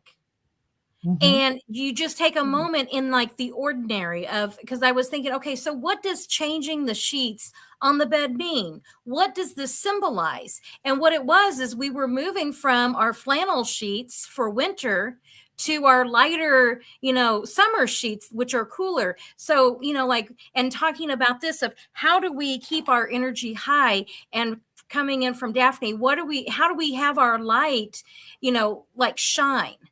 And it's when we get rid of that which does not work for us, whenever we transform from something that maybe is heavy and lighten that load and move, and so something just as simple as changing your sheets can bring such beautiful inspiration. And I just thought that was quite lovely, and I was like, because and Maria, what was funny is I was like, okay, because my intuition and my guides were like, you're going to talk about changing sheets. And I'm like, I am not talking about changing the sheets on my bed. Are you kidding me? And they're like, no, you will. And I'm like, really? Seriously. And so, yes, even we, have those moments. And so I sat with that and I was like, because playing small with those heavier things that maybe don't serve us, maybe they don't fit anymore, we can lighten that load and we can become more, with less, I guess. And then just as I was thinking, like, don't play small, who are you serving by playing small? Literally, the thought was in my head and you guys spoke the words and I'm like, okay, I'm talking about sheets. So here I am talking about changing our sheets, and just seriously, that some symbolism in that, which I thought was fascinating. Yeah. Fresh new energy. Yeah. Exactly. Yeah. So I got told just to be present because of my scattered brain. And I love the topic that you've chosen, Marina. It's just perfect for today. And a little story that's happened to me during the week. I've been getting a lot of brain zaps and headaches, not my normal headaches, not the migraines or headaches, just brain zaps. And I had this experience during the week where I up in the middle of the night, 3 o'clock, the hour, brain switched on, and all this negative stuff started coming through, self-doubt, all the negative thought. I don't get that. That's something I've worked on over the years, where you recognize it, you recognize a thought that comes in that's negative, that's not helpful, and you release it. So, and you change your thought patterns. And it's something that I've always done. And it's really important to manifest, and it's important for your light work to keep your energy high. I told the story on one of my videos, and somebody sent a message in the comments and said, how do you stop that from happening? Well, for me, it's just recognition. And it's funny that it happened because it doesn't happen to me ever, except it happened this night. And it was quite negative. It was, doubting why I put my face on YouTube. I can't believe I put my face on YouTube. Oh my God, what am I doing? Why am I reading cards on YouTube? Oh my God, what am I thinking? Crazy. Like, why would I even think that? And it's like, I just thought, no, that's negative. I'm shutting that down. How ridiculous is that? And I just recognized that it was a negative thought trying to, I guess, hijack me in some way or be negative. Maybe it's that depression energy that was going on around me everywhere. And it was trying to bring my energy down. And I just said, no, I'm not topping that.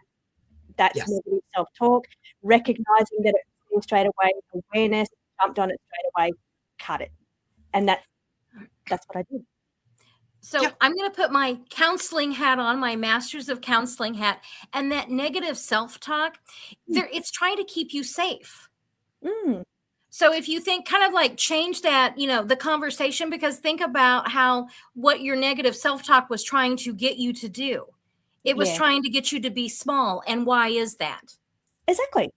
And it's funny, that's been a topic of today's, as well as something that I've been working on in my new deck. Yes. So about shrinking. Yeah. So you tell your negative self, thank you for wanting to keep me safe. Yeah. And then you're changing that relationship, and then you can say, but now I'm ready to do this. Yeah. And you can come with me because I still need to be kept safe.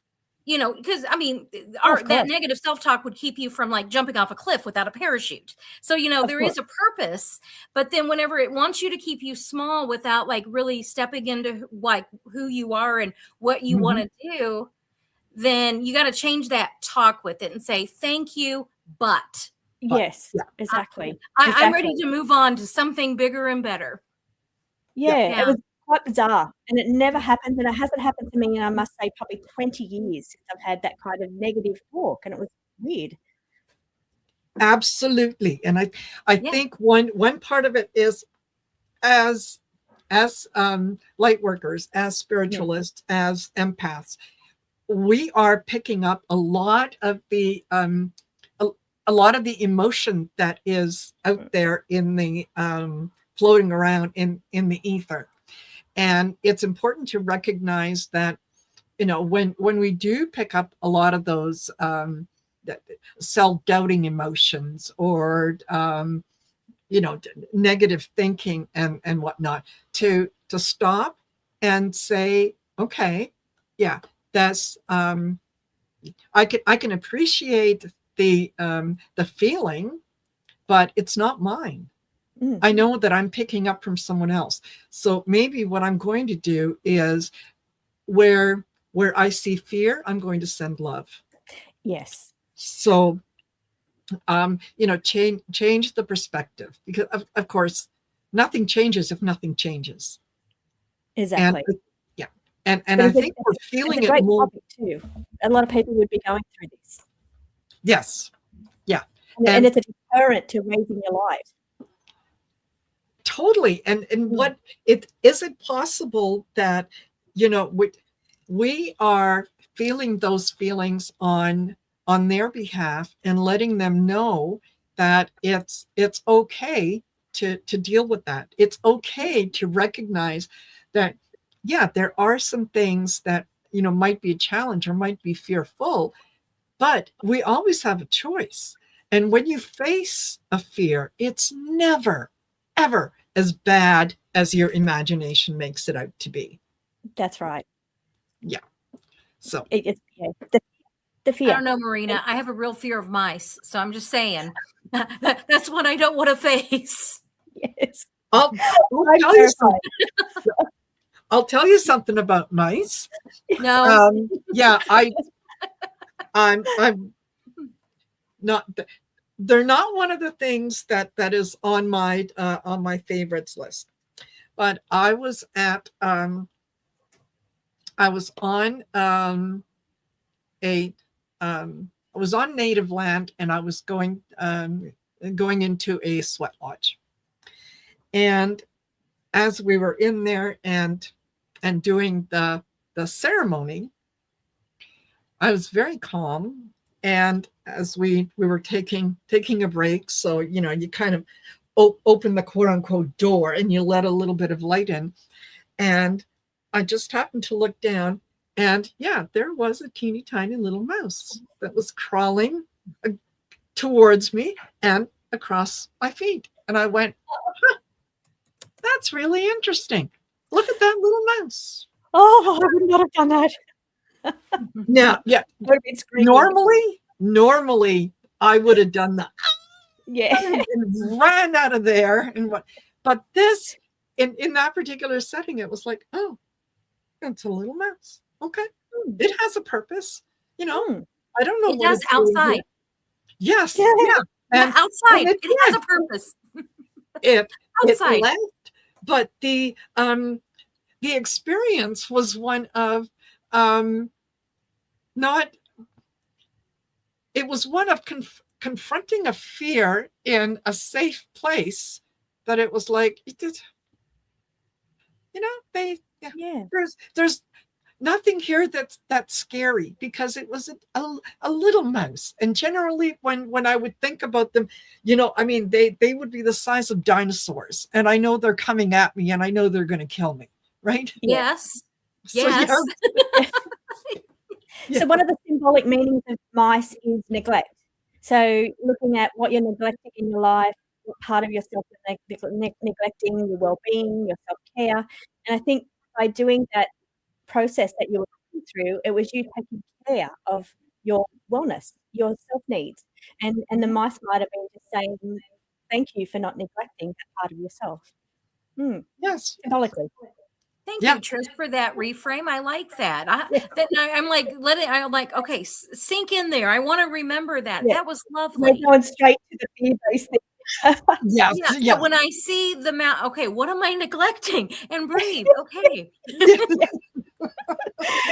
But really, and I love we get so much beautiful messaging from nature, and whenever you can just like notice that, and then like take those beautiful messages in like that, even with something that you may not want to, and think about it, things that you don't want to have to face. And then getting a message from what you don't want to have to face, and then taking that in and really like, working with that and like doing that deeper shadow type work, so that you can become more, so that you can become lighter, so you can shine your light. Yeah, exactly. So I love that. I will set with the mouse thing. Oh, it just makes me, I'll have to breathe just with the word. So we don't see a mouse. Yeah, so I will be setting with that. Thank you. I love that. Yes. Absolutely. And I think everybody has their little fears that yeah, we just mine is snakes. I can't even see a snake on TV without going ugh. Yeah. But I think that there was a very nasty lifetime in there where the snakes were my demise. And it was a little unpleasant. So, have not sure that I've dealt with it yet, not sure that I want to deal with it yet. But well, there's something you can't just step on or bite you. I had one actually the end of last summer, one in my front yard. A black snake, red belly black snake. Yes. Yeah, oh God. But Marina, talking about, and snakes can be very symbolic of a lot of things, but the shedding of the old so you can bring in the new, which is exactly what we're talking about right here. Is it? It is. Yes. It is. Yeah. And it's such a big part of this topic we're talking about today is what fears do we need to face, the shadow work, in order that we can shine our lights and not let fear get the better of us. Yes. And not let those things that don't serve us really anymore keep us small. Because when we shed that, when we change those sheets, we can become lighter and brighter. Exactly. Yeah. Exactly. And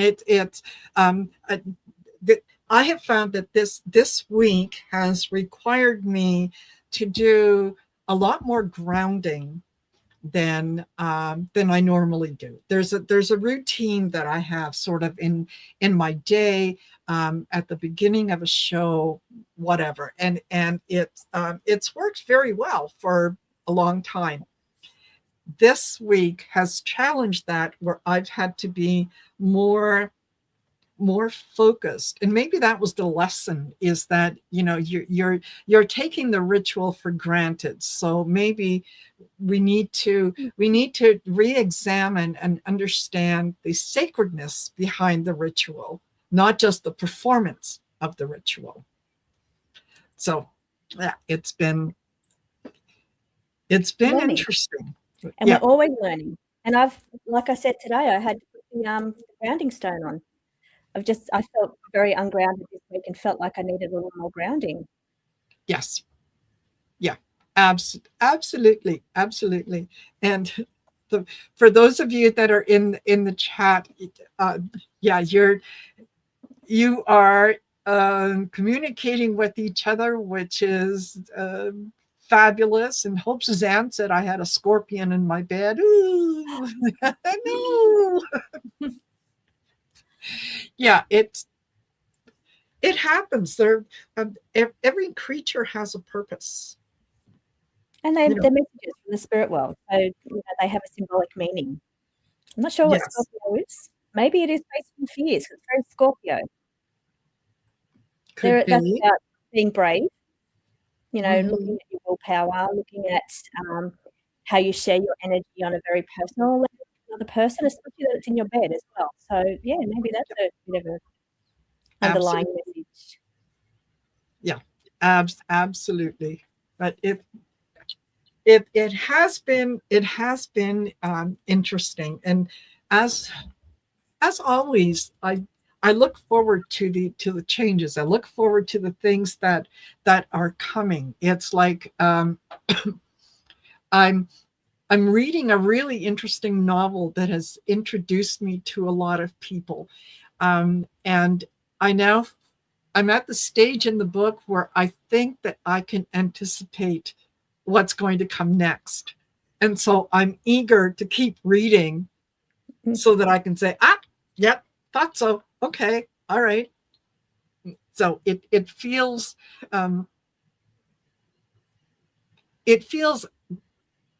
energizing and scattered all at the same time, if that makes sense. Like just So I've just been looking through silent for a minute there. I knew we'd been working on this new deck, the Thoth energy deck, but it's my Uranus deck. So I've been working on this one for a long time in the background. It's the second one to the Neptune moon. It's the Uranus, because I love Uranus. It's the planet of sudden changes. And the biggest thing that's happening this week, I think it was maybe even yesterday, we have Uranus just moved into Gemini. So that's a big planet of moving and shaking and wants to come in and do suddenly shake up the energy.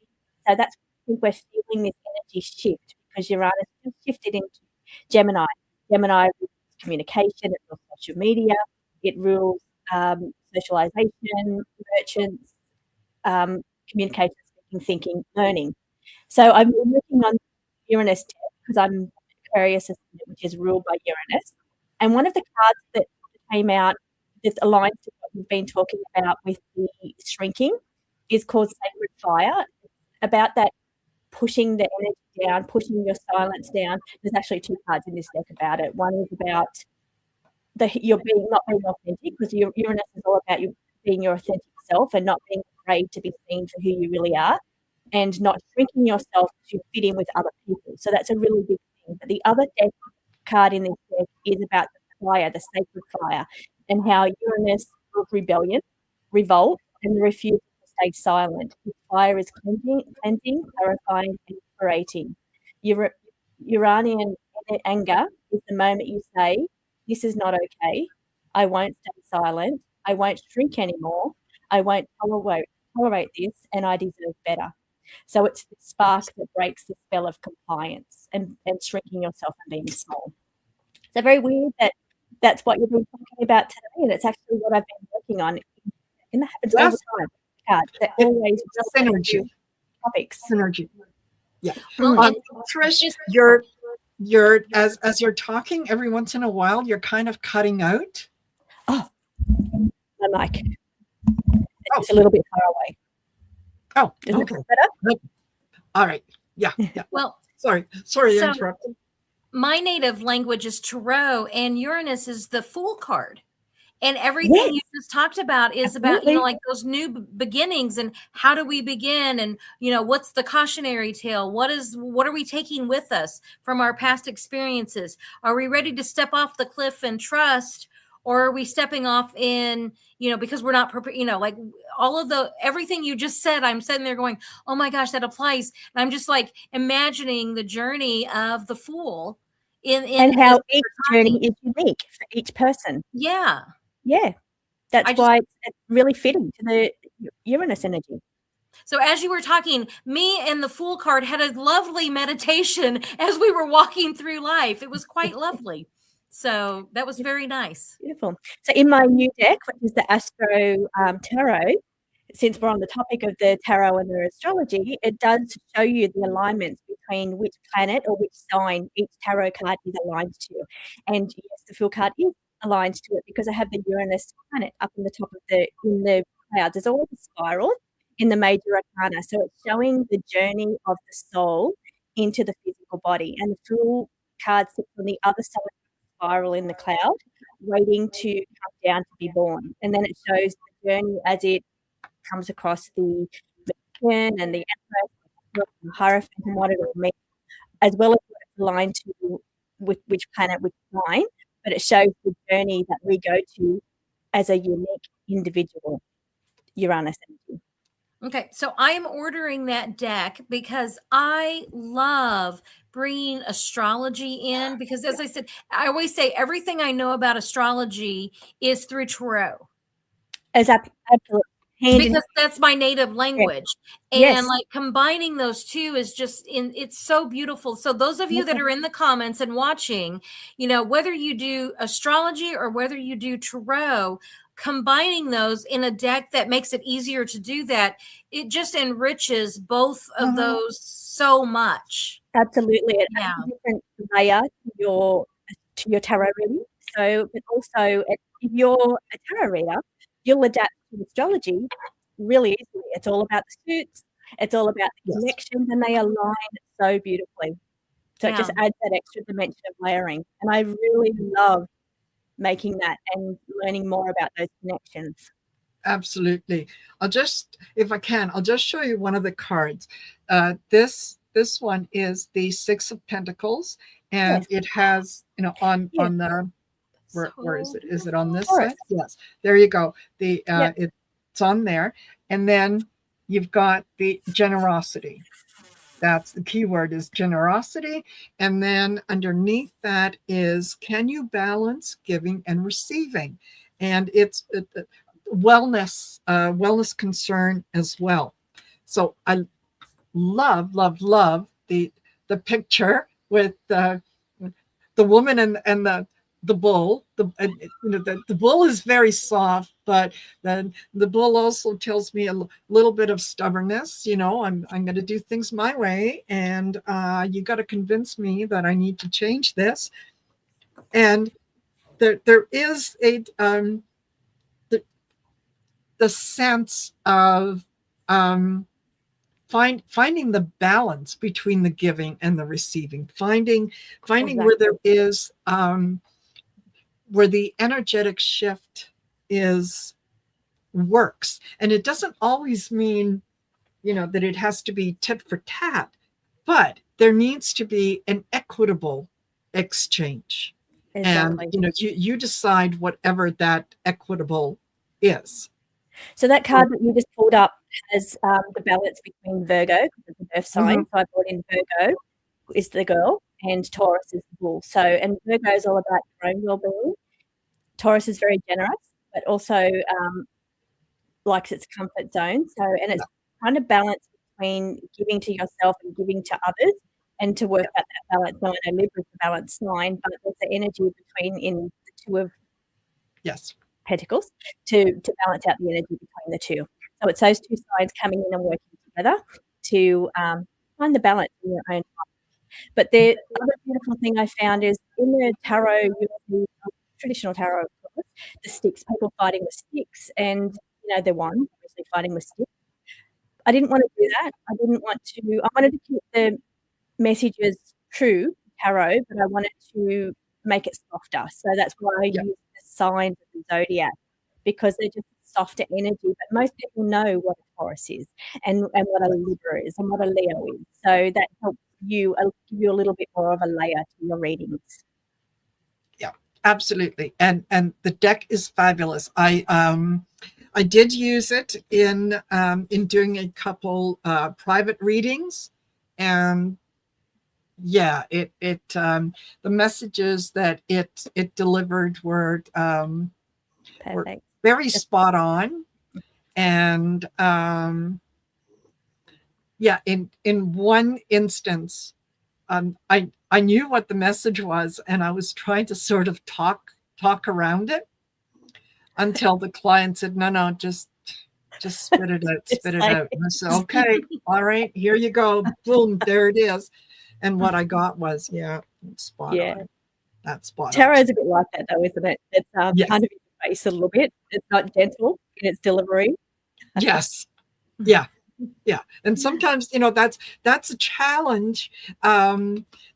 Because, it reminds me of back in the day, when they had the call-in hotline, and Miss Clea, he cheating on you, girl. Like, oh God. Yeah. Or someone's going to pass away. You just don't say those kind of things. Yes. They sometimes can be interpreted wrong. Yes. Yeah.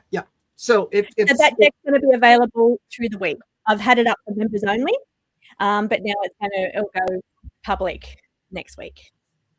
Fabulous. Yeah, you'll love it, you guys. Really, honestly, and it's it's not as thick of a deck, obviously. 78 cards, traditional.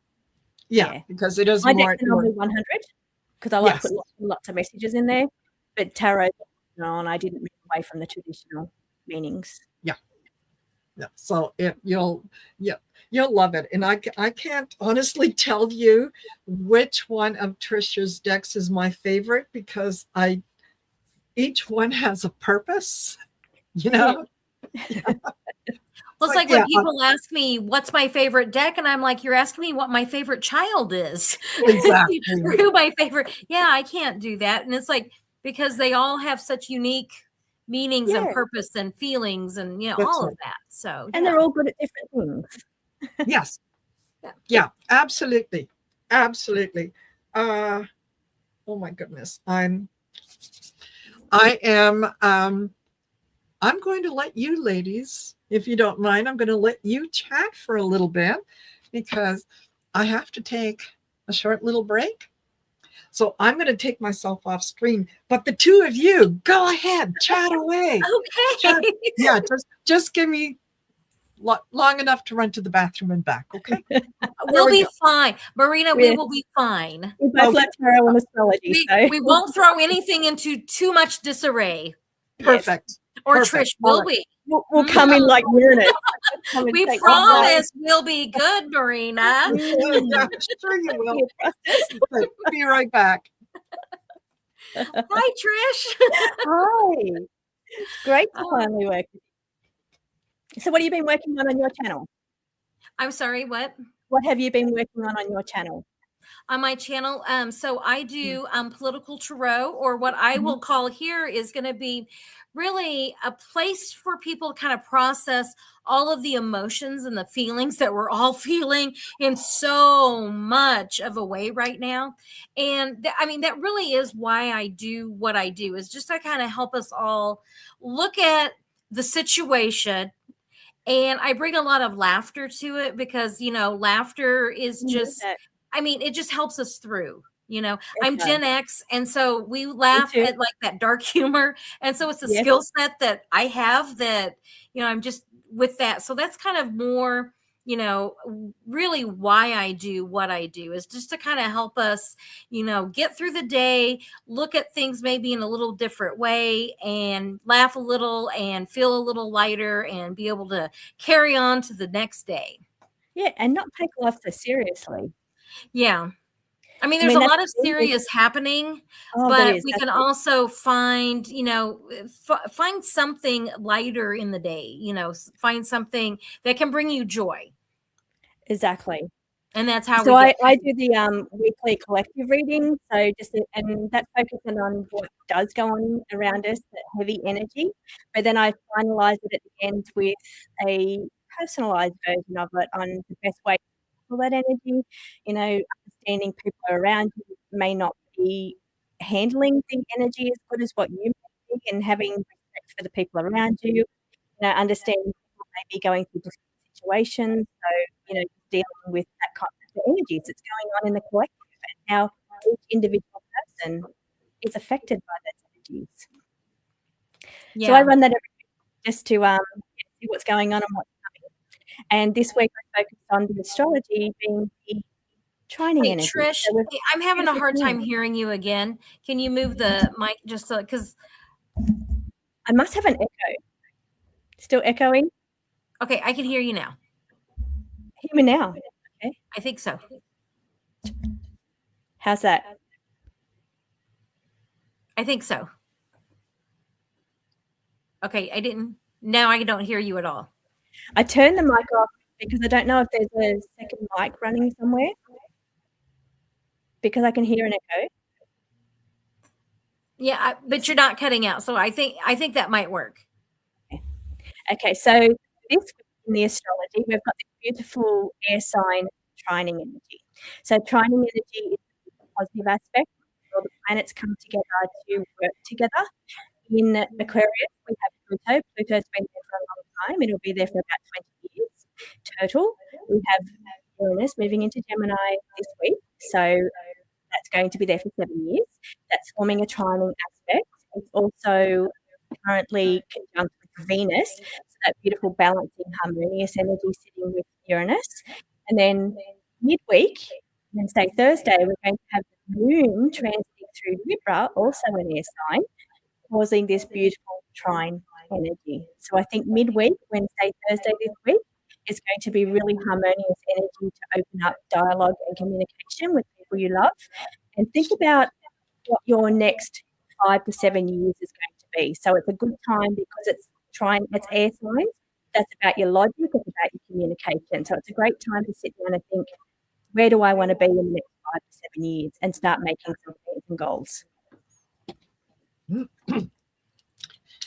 I plan to be fabulously wealthy, living on a small island where I can call on someone to bring me margarita or whatever it is that I need. Great 7-year plan. Yes. Marina, think we I might hold be out that there for somewhere. we hold that vision for you. Thank you. Thank you. No, seriously, I do. If that, that sounds lovely. And you can still YouTube from an island. And I can still YouTube from an island. And Love it. Yeah. It's funny that we think in terms of when I said fabulously wealthy, I need to clarify that doesn't always mean fabulously wealthy as in having unlimited funds.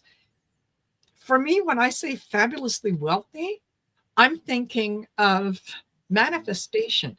I'm thinking about abundance in terms of joy and happiness and harmony and Security, things you need. yes. Comfortable, but not wealthy. It's a different kind of energy, isn't it? It is. But abundance is about making sure you have. It's very Taurus. And it is very Taurus actually, because that rules money, but it's in second house.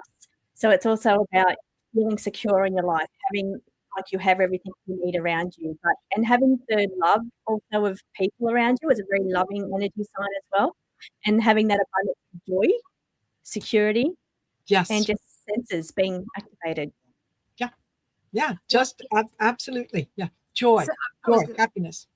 Since Tarot is my native language, it's the Pentacles, which is so like when someone is asking me in a private reading if they want like about money, I'm like, well, what is it that you want money to bring to you, and focus on that rather than just the money itself. So what is it? It's not just what can money buy, but what is it that you want to feel in your life, and that makes a better relationship with that question.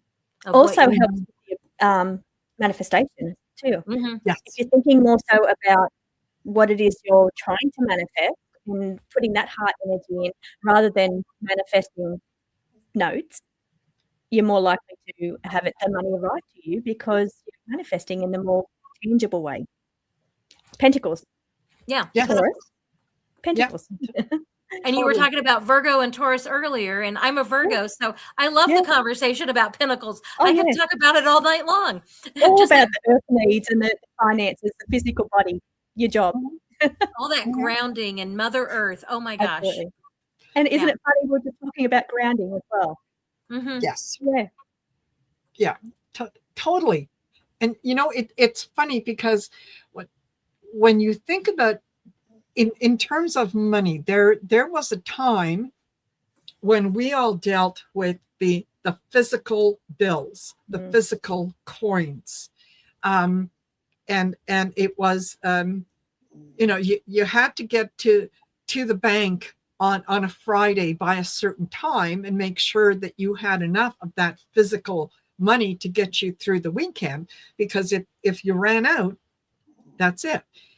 Now, with the advent of the debit cards and whatnot, it's just it's a transaction that we don't physically see that transfer of the money.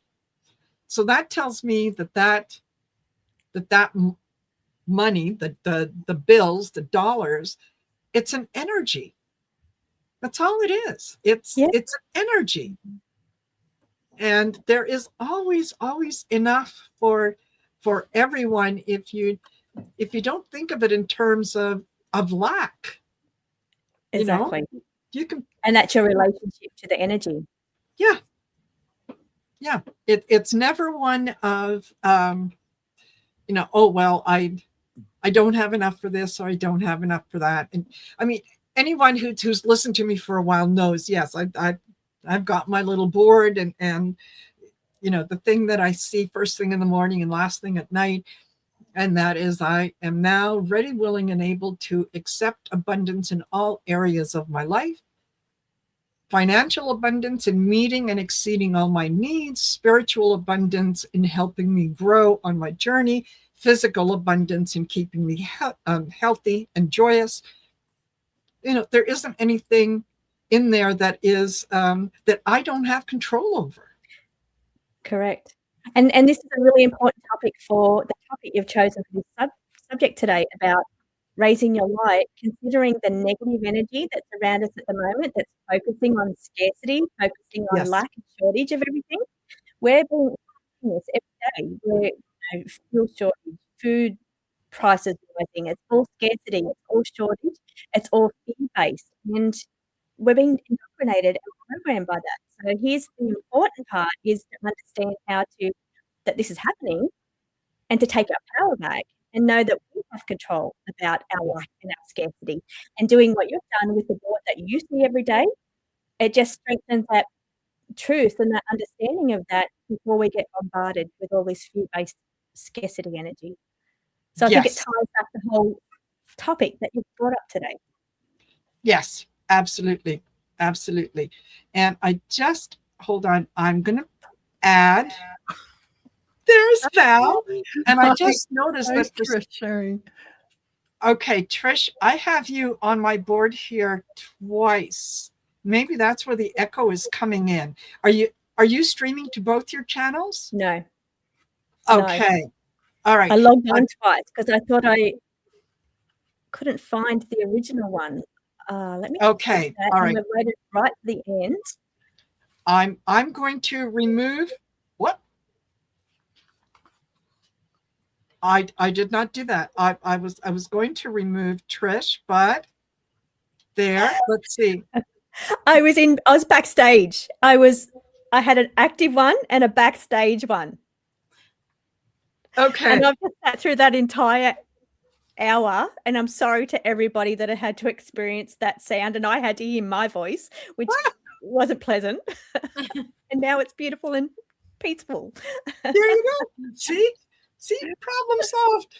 Yes. Oh, And welcome, Val. I can't wait to hear what it is that you are going to be sharing with us now. this is okay. This is going to be a collective. Not that it always wasn't a collective, but this is really bringing it all in. So everyone take that deep breath in through your nose and visualize light filling your heart. Pause that breath at the top. Then slowly exhale through your mouth and visualize your light going out into infinity.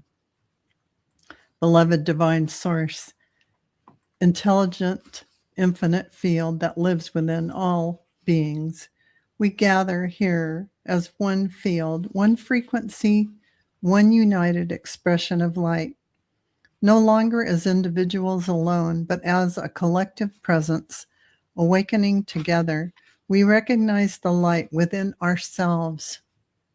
We recognize it within each other. And with this recognition, we amplify.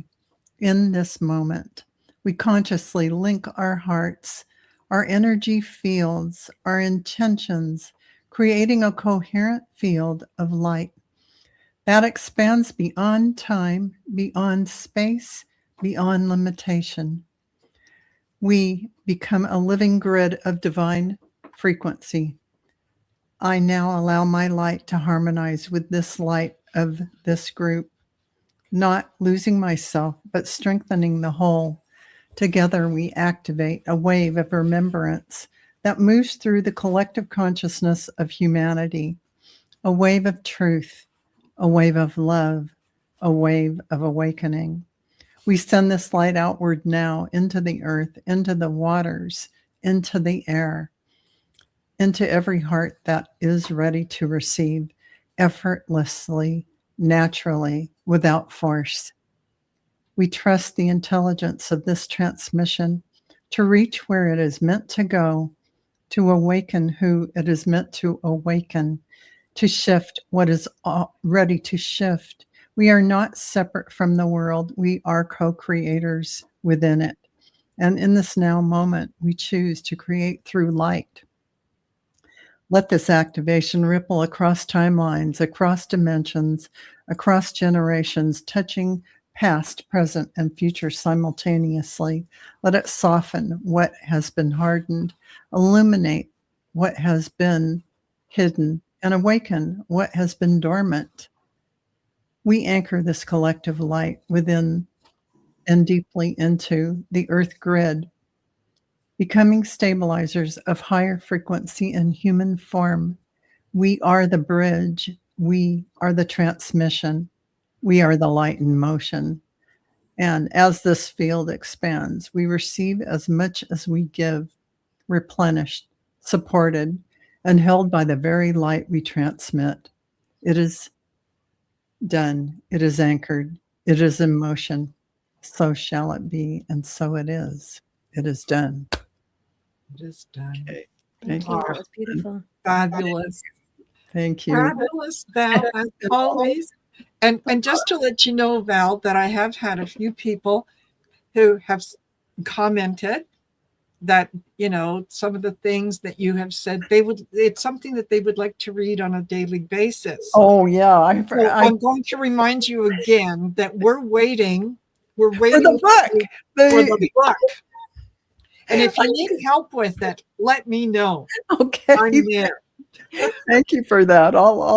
I'm pondering that. So I love you guys. Yeah. Bye, Trish, Sherry. All right. We'll see you later. Thanks, Val. Bye-bye. Bye for now. So I don't know if anybody could, had my eyes closed during that, just taking it all in. But then I realized my Frenchie's sitting here snoring. And I'm thinking, I wonder if anybody can hear the snoring and think that I'm sitting here sleeping. No. So I open my eyes. No. That's good. Yeah. But I'm told now the sound is good. My mic's good. So I just sat through the hour trying to talk. You know how hard it is to talk when you're hearing the echo and you can hear yourself. And now it's just lovely and peaceful. But everybody's saying sound is good. Yeah. Yeah. Now it's much, much better. And yeah, I did not notice it before because I have this little window pane that, you know, tells me who's on and who I have on stage. But if I want to see more, I have to physically scroll down. And I didn't do that until I had to let Val in. And I thought, oh, Trisha's on there twice. Gee, that's interesting. Yeah. You were in two places at the same time. I was. Time traveling with an echo there. Dawn says she done the same thing a couple of weeks ago. Yes. Yeah. So, hey. Yeah. Okay. All right. Well, we're shortly we're going to be joined by Diana Boyles, oil painter, and Valerie Bradshaw of Illumination Portal, and going to learn a little more about astrology, which is absolutely fabulous. So looking forward to that. And okay. There's news going on right now. Have you seen the comments? There is news. And Marina, I don't know what you want to do. Breaking news. I think that I appreciate that there is breaking news, and if you wanted to go and take a look at it, I do not want it to interrupt this. That's a great idea. Energy. Because exactly what we were just talking about, all that stuff that bombards us with fear energy, when we're really trying to do the reverse. We're trying to get you to take your power back and shine your light. Yes. Okay, so those of you in the comments, thank you. And we're going to be refocusing back to, you know, shining our light. And I always say, you know, like for the resistance, I am going to say this, we're the star card. You know, it's our hopes, dreams, you know, wishes and democracy and all of that. So, you know, we're going to focus our light back into that beautiful star card. And Trish, what do you have about, you know, the astrology with the star card? So the star card, I was just going to actually pull a card then from the tarot to see the best way to handle this situation. Because what it has done is just put a wave of fear-based energy through the comments when we've done all that hard work. And Marina, you've done that hard work for 3 hours now. So, you know, star card, you guys, you know, those of you that are on my channel, you know, we hold those little stars of hope together as the collective.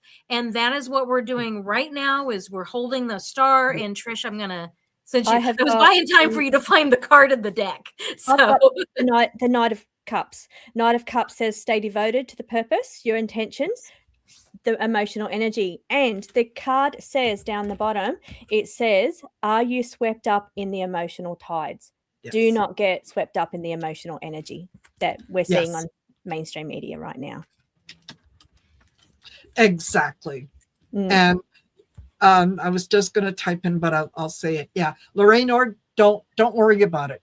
I fully understand that, you know, there's something is happening that you know is part of our thing, and the desire to share helps us to kind of deal with it, right? It's like a problem shared is a problem halved. So don't worry about it. We're just going to carry on with our light. This is exactly. what, you know, like whenever someone says, oh, I want to learn peace. And so how do you learn peace? By everything coming at you. It's the peace is that peace within the midst of the chaos. Yes. So we are holding that light right here, right now, in spite of whatever is going on, that is going to continue going on. But what do we need to do right now in this moment, which is exactly what Marina is doing, which is letting our light of that beautiful star card shine out into the world, because that is what we all right here in this moment have been called to do. You guys are here for a reason. We're all here for a reason. And it's to be that light in the midst of whatever the chaos is that's going on. So we're here, and what is that light that we can collectively bring together to shine brighter out into the world? And it's a perfect example of what we're faced with every day, with this chaotic energy hitting us, right while we're doing this, right while we're getting you to take your own power back and to armor yourself with the energy of love, because that is what the Knight of Cups represents. He armors himself in the energy of love, that heart energy. He's saying don't get swept up in the emotional tides, the scarcity, the fear-based energy. And this is the perfect example of what we've just been talking about happening in reality, and how quickly people are taken by the chaotic energy when we need to take we are putting this into practice right now. It's like usually, you know, like we'll learn something and we'll like noodle on it and immerse in it, and then and then it's go time, and it's like no, tonight we learned it and it's go time. So it's go time, people, of in how real time, happening exactly as we're talking about it. So this is the opportunity now. This is going to be all over our algorithm now for weeks. We're going to be faced with this energy, the fear energy. Now's the time as light workers, each and every one of us must armor ourselves with the armor of love and raise the vibration for those who cannot. Exactly. And it's you know, that this is a really, really good example of, you know, sometimes the things that come at us are things that help us anchor ourselves, ground ourselves even further, in that something else is going on. I have a choice. I can choose to say, oh my gosh, let's go over there. Or I can choose to say, I'm okay. I'm fine here. That is not going to draw my attention away from the ritual that I'm doing, the spiritualism that I'm doing, the things that I am working on for the betterment of others. I will choose to stay in this spot. The rest, tomorrow. Perfect example of taking your power back. You are responsible for where you put your energy. Yes. Yeah. And by doing that for yourself now, it's self-care. You're doing this for you now, so that whatever it is that any of us face, you know, in that next step, you've taken that time for you right now to make yourself better, stronger to handle, not just, you know, create whatever's going on, but, you know, whatever's going on in our own personal lives. Yes, absolutely. Absolutely. Don't be distracted. Don't be distracted So, by what they're throwing Marina, at us. what else you got for us? Well, we worked at this point. I had thought that I had Diana and Valerie on going to talk about astrology, but neither one of them is here. So either and I just checked the email and I haven't heard anything from them. So I'm not sure. I'm not sure what's going to happen in the next hour. Hey, I'm ready to go with whatever happens to come in. We are just here exhibiting all kinds of learning lessons in the moment. And this is just a beautiful space. Marina, I'm just so grateful to be in being this. present. That's what I got told to do. Yes. Just be present in the energy on what is happening right now. Exactly. Yeah. Okay. Well, I have Valerie backstage. Hello, Valerie. Hi, ladies. Just waiting for Diana. So, yeah, look, we've got Valerie's astrology. We've got Trisha's astrology. Sharon knows about. Hey. I just caught the end. I have my granddaughter, so I wasn't really focusing. But Diana, she just had a hip replacement. She's very tired, so she went up and down stairs a lot today for the first time. So she may or may not join us. She's not. Yeah, she said she texted you. I'm sorry. Oh, I thought it was 9:15. I thought I was all right on time. I'm sorry if I'm late. That's fine. Perfect timing. Yeah, exactly. Perfect timing. Marina, I am going to go ahead and slip on out if that's okay. And Trish, it was lovely spending time with you. Yeah. Valerie, I will be watching on the live stream. And Marina, I will see you the next time we collaborate. So absolutely. Thank you for being here, Sherry. All right. Bye. Bye. Thanks, Sherry. I'm going to pop out now as well. Thanks, Sherry. Thank you, Marina. And I'm going to watch it. I'll have the show on in the background while I'm cleaning my house. Okay, and while you're doing that, Trish, towards the end in the next 45 minutes hour, Elspeth Tremblay, a fellow Aussie, is going to be joining me. Her channel is the Painting Healer. Oh, and very, very interesting in what she does. And yeah, both of you are very creative in your own way. So excellent. I look forward to hearing that one. I'll be listening in the background. Thank you so much, everybody, and enjoy the rest of your show. Excellent. We'll see you soon, Trish. Bye for now. Okay. So, Chica, it's you and me. What do you want to talk about? Oh, you're muted. What in the world? I was having a cat issue, or cats. They just, everything's kind of ramped up, right? We have a big day tonight, a big evening, let's say. In an hour, well, less than an hour, 9:51 Eastern, Uranus will enter Gemini for good for the next 7 years. Now, he's been in Taurus for the last 7 years. We're totally different energies, right? Taurus is earth and likes to get comfortable, but we had to learn. Well, let me say this about Uranus. Uranus is a game changer, right? He doesn't follow the rules. Things are changing, and you never know what that really means with Uranus. But it is always in the highest benefit for humanity's growth.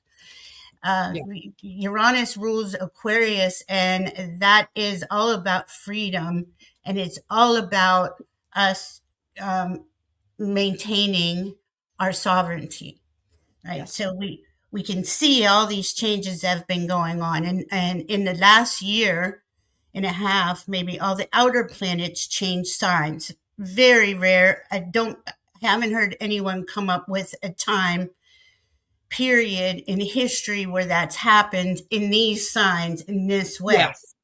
This is truly epic. We're in new energy. We're creating that new era. And Uranus in Gemini is going to help us do that, right? Yes. Our mental abilities are just going to be, just off the chart. But it really helps us if we stay in the moment. Yes. The minute you get out of the moment, you kind of mess yourself up. And with Gemini, is air signs, very fast. It loves to learn. It's curious. It's, the sign of the twins. And okay, so there's duality, right? But we aren't in the old energy anymore, the old era, the old constructs of how we had to behave in society and follow these certain rules, and they weren't for humanity's best interest at the time. So this is the game changer, because Pluto went into Aquarius. Okay, again, Uranus rules Aquarius, and Pluto in Aquarius is going to be any minute now in a trine, which is harmonious with Uranus and Gemini. And that's going to play out for quite a while, because they're at those low degrees of 0 to 5 degrees of the signs. So this is literally a whole new era is being birthed. Yeah. And there's nothing the ones. you can go back to and say, 35,000 years ago during this.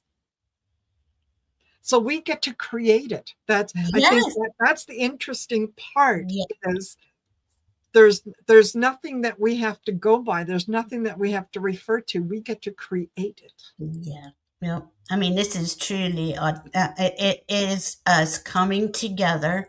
And you can pretty much see, when we're looking at the outside world, they're doing everything to take our focus off of this beautiful transition that's happening. We're transforming, we're evolving as a species. And they capital letters, and they're doing what they can to try to prevent that from happening. So this is the real reason, to maintain your focus, because with that Uranus and Gemini, what's going to happen is our thoughts, beliefs, perceptions are going to expand. We're sitting in this new frequency, but we're not used to it. So we keep going back to the old stuff. Let's do it the old way. Well, we know it doesn't work, so, and change is scary. This is scary, but we get to write the rules. We get to write this whole thing going forward. Yeah, exactly. And the concept, and I think a lot of us have been feeling it, that things are changing, and it's always easier to fall back on what because there's an expectation of, if A happens and I do B, C is the outcome, and I know what C is all about. I know what to anticipate with C. Right? So because all of this is new, we can look at it as, I don't know what's going to happen next. I'm afraid of what's going to happen next, or, oh, goody. I know. And I like the oh, goody part, because as we expand our minds, right? Gemini is the mental activity, how we receive information, how we share information. And we can see how information has just accelerated in the last 20 years. But the thing is, we have been acclimating to that. We have been stabilizing in that. And if you just take the time to just be in your heart for a second, remain in the moment, you'll know what to do, because your heart is guiding you. And as we're creating this new era, the thing is that it really would benefit us immensely if we realize that there is a higher frequency available to us, that these rules are all different, but what it is And I don't want to say it's simple, but it is. Yes. The minute you decide on whatever that is, Spirit opens the door. And you can see the trail. You can follow the trail. And it's trusting yourself, trusting your heart, trusting and having faith and belief in Spirit. Yep. And be, of course, the foundation for ourselves has to be strong in self-love, self-acceptance, and authenticity. And if you have that, you create the life of your dreams, really. Exactly. And there is no fear about, or at least to me, about, well, here we are, we're going to be enlightened, but what about the people that are down here and that haven't been enlightened? They can't see this frequency. They're very uncomfortable in this frequency. They don't want to come here. Right. So, we don't have to worry about, they're going to follow us into this. No, they're not. This, it's like, would you go have a bath in a sulfur pond? No, because you know that's not. Yeah. So. Yeah, the lower, okay, my guides had explained this to me. The lower frequency, the dense frequency, I separate it like this, and I really mean no judgment, but we have to have discernment. Yes. Is heartless and soulless, and that's a very small group, but they have what seems like they've had the power for over 26,000 years. They know how to manipulate and gaslight and all that stuff, right? But they cannot raise in frequency like we can. So but we have this benefit. We have the power of choice. And if you're looking at what are they doing constantly, you're not going to see your way forward. You're just going to, because they're good at what they do. They promote fear and the sky's falling and everything else. Well, it's worked for 1,000 and 1,000 and 1,000 years. And it really has. So it's intimidating. Every day I go through it, and every day I'm like, okay. And I think most of us here, we're all psychic. I want to just put that out there. You have the ability to guide Mother, Father, God, whoever resonates with your heart in unconditional love and truth. And you have that connection. We all have this connection. It is a matter of trusting it. It sounds crazy to a lot of people. What are they talking about? What are they doing? Those that are heart-centered and soul-centered that haven't waken up yet, this is what this is about. That Gemini, this is going to start showing there's something different here. Those people, they are going to come along. It's just everybody on their own, in their own divine timing, It's really cool. I mean, Spirit, there isn't any, I have no fear of it. I used to. Yes. I used to sit here and just wring my hands and be like, oh, but I don't know. I can't see. And it's like, you can't see until you step towards it, then you'll see it. And once I finally got that, and I did that, and now it never fails. If your heart is resonating with something and you just take a step towards it, even writing it down or something simple, burning a candle will help you to, it's like, okay, this is pretty cool. Okay, I kept getting, I've been getting this for years, but now, especially with this transit coming up tonight, this aspect, you know how they say the fast is the speed of light? I keep getting faster than the speed of thought. Yes.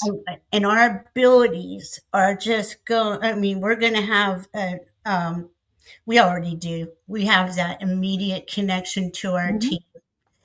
They're right there. They're our guides. Our guides came in here to help us and guide us through that very dark density that we're just coming out of, And and we didn't know it until, and I'd say Yes. 20 years. I mean, some of us knew a little sooner, but this is all new territory. And that territory is, I mean, it's almost so simple. It's unbelievable. Yes. And that's where I think we all get stuck. Like, no, it can't be that simple. And, and every time I would go towards it, and it would be, I would just be like, oh my God, your just mind's blown, I know. And that, good night, Lorraine. Thank you for being here. It reminds me in some ways of, when Val and I get together every Thursday to do the messages for lightworkers. Mm-hmm. Right from the very beginning, we have never discussed what messages we got or what we're going to talk about until 10, 15 minutes before we're ready to go live. And, each one of us, we started off in the faith that the messages would come in. Yeah. And the more that we believed in the messages that would come in, the more that the messages come in. So after 175 episodes. Oh my God. Yes.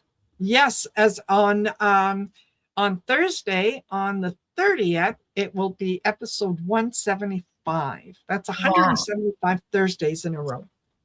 Oh my gosh. Wow. And I'm always surprised that I'm surprised. Yeah. It works. Yeah. And don't you stay, like, you'll find that you stay in this state of awe.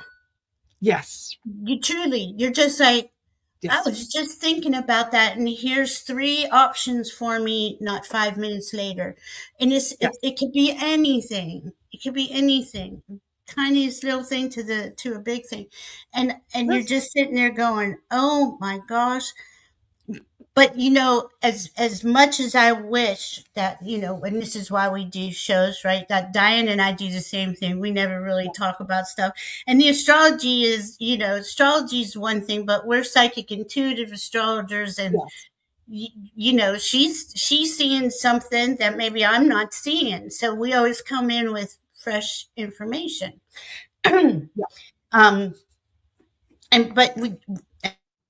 astrologies don't want to make it to, astrological talk, right? You don't want to go in, okay, this is transiting this and this and this and this. I mean, okay, so when a transit is happening, it's like 2 planets are moving, and they're doing, like, this is a long transit, this one today, with Uranus and Gemini and Pluto in Aquarius. These are huge players. Mm-hmm. These make new worlds. This is what this is about. And it's going to be there. Wow, they're going to have this. I believe it plays out for the next 5 years. I mean, it's pretty big. Mm-hmm. And then we have a minor grand trine coming up, air trine. Everything's air or fire. The air, when you receive downloads, it's coming through the ether, comes in. So these downloads, this information is just going to just be there. You're going to ask, why is this happening? And all of a sudden, it's just going to pop there, and you're going to have that information. And this is the cool thing of what is happening. And I really wish I could put better words to it. But as we had Uranus and Taurus, we had to, we were guided. They don't want me to say had to. We were guided to embrace change. Taurus doesn't like change. And this was physical, safety, security change, And that is not easy. And how do you get good with that? So over these 7 years we've all evolved within it, whether or not we can really see it or not. But that's helped us learn how to ground into Mother Earth, and we stay anchored. Now the mind comes in. Now, first and foremost, the heart is the one with the signals. So the heart's in the middle. You're grounded. you're following the heart, and then the mind and the heart connect, the mind and the root, and Yes. the connection to earth.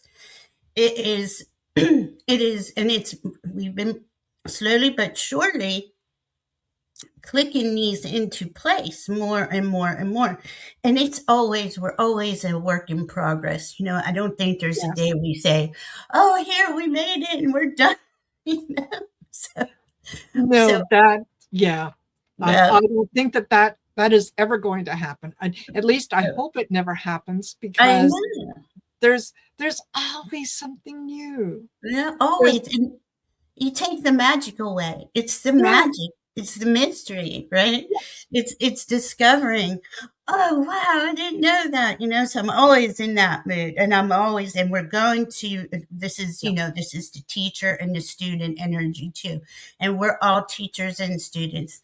And we all have those things that we want to learn about. This is the best time. It's going to be, you're not, and I can say this about every transit, you just yeah, won't recognize yourself at the end. And this yeah, is truly because that spring equinox, that was the demarcation point of old era, old yes, constructs, new era. And Pluto in Aquarius is about dismantling the abusive systems yeah. that have really And that, tortured society.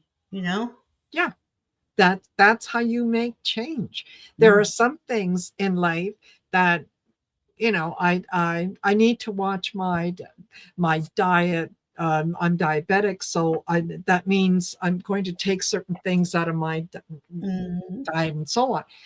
Those are things that, that are fairly easy to control. But then there's other things that we can't.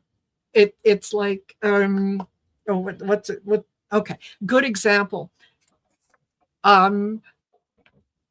I can't walk for any length of time because I have breathing issues, and I have breathing issues because I'm a smoker.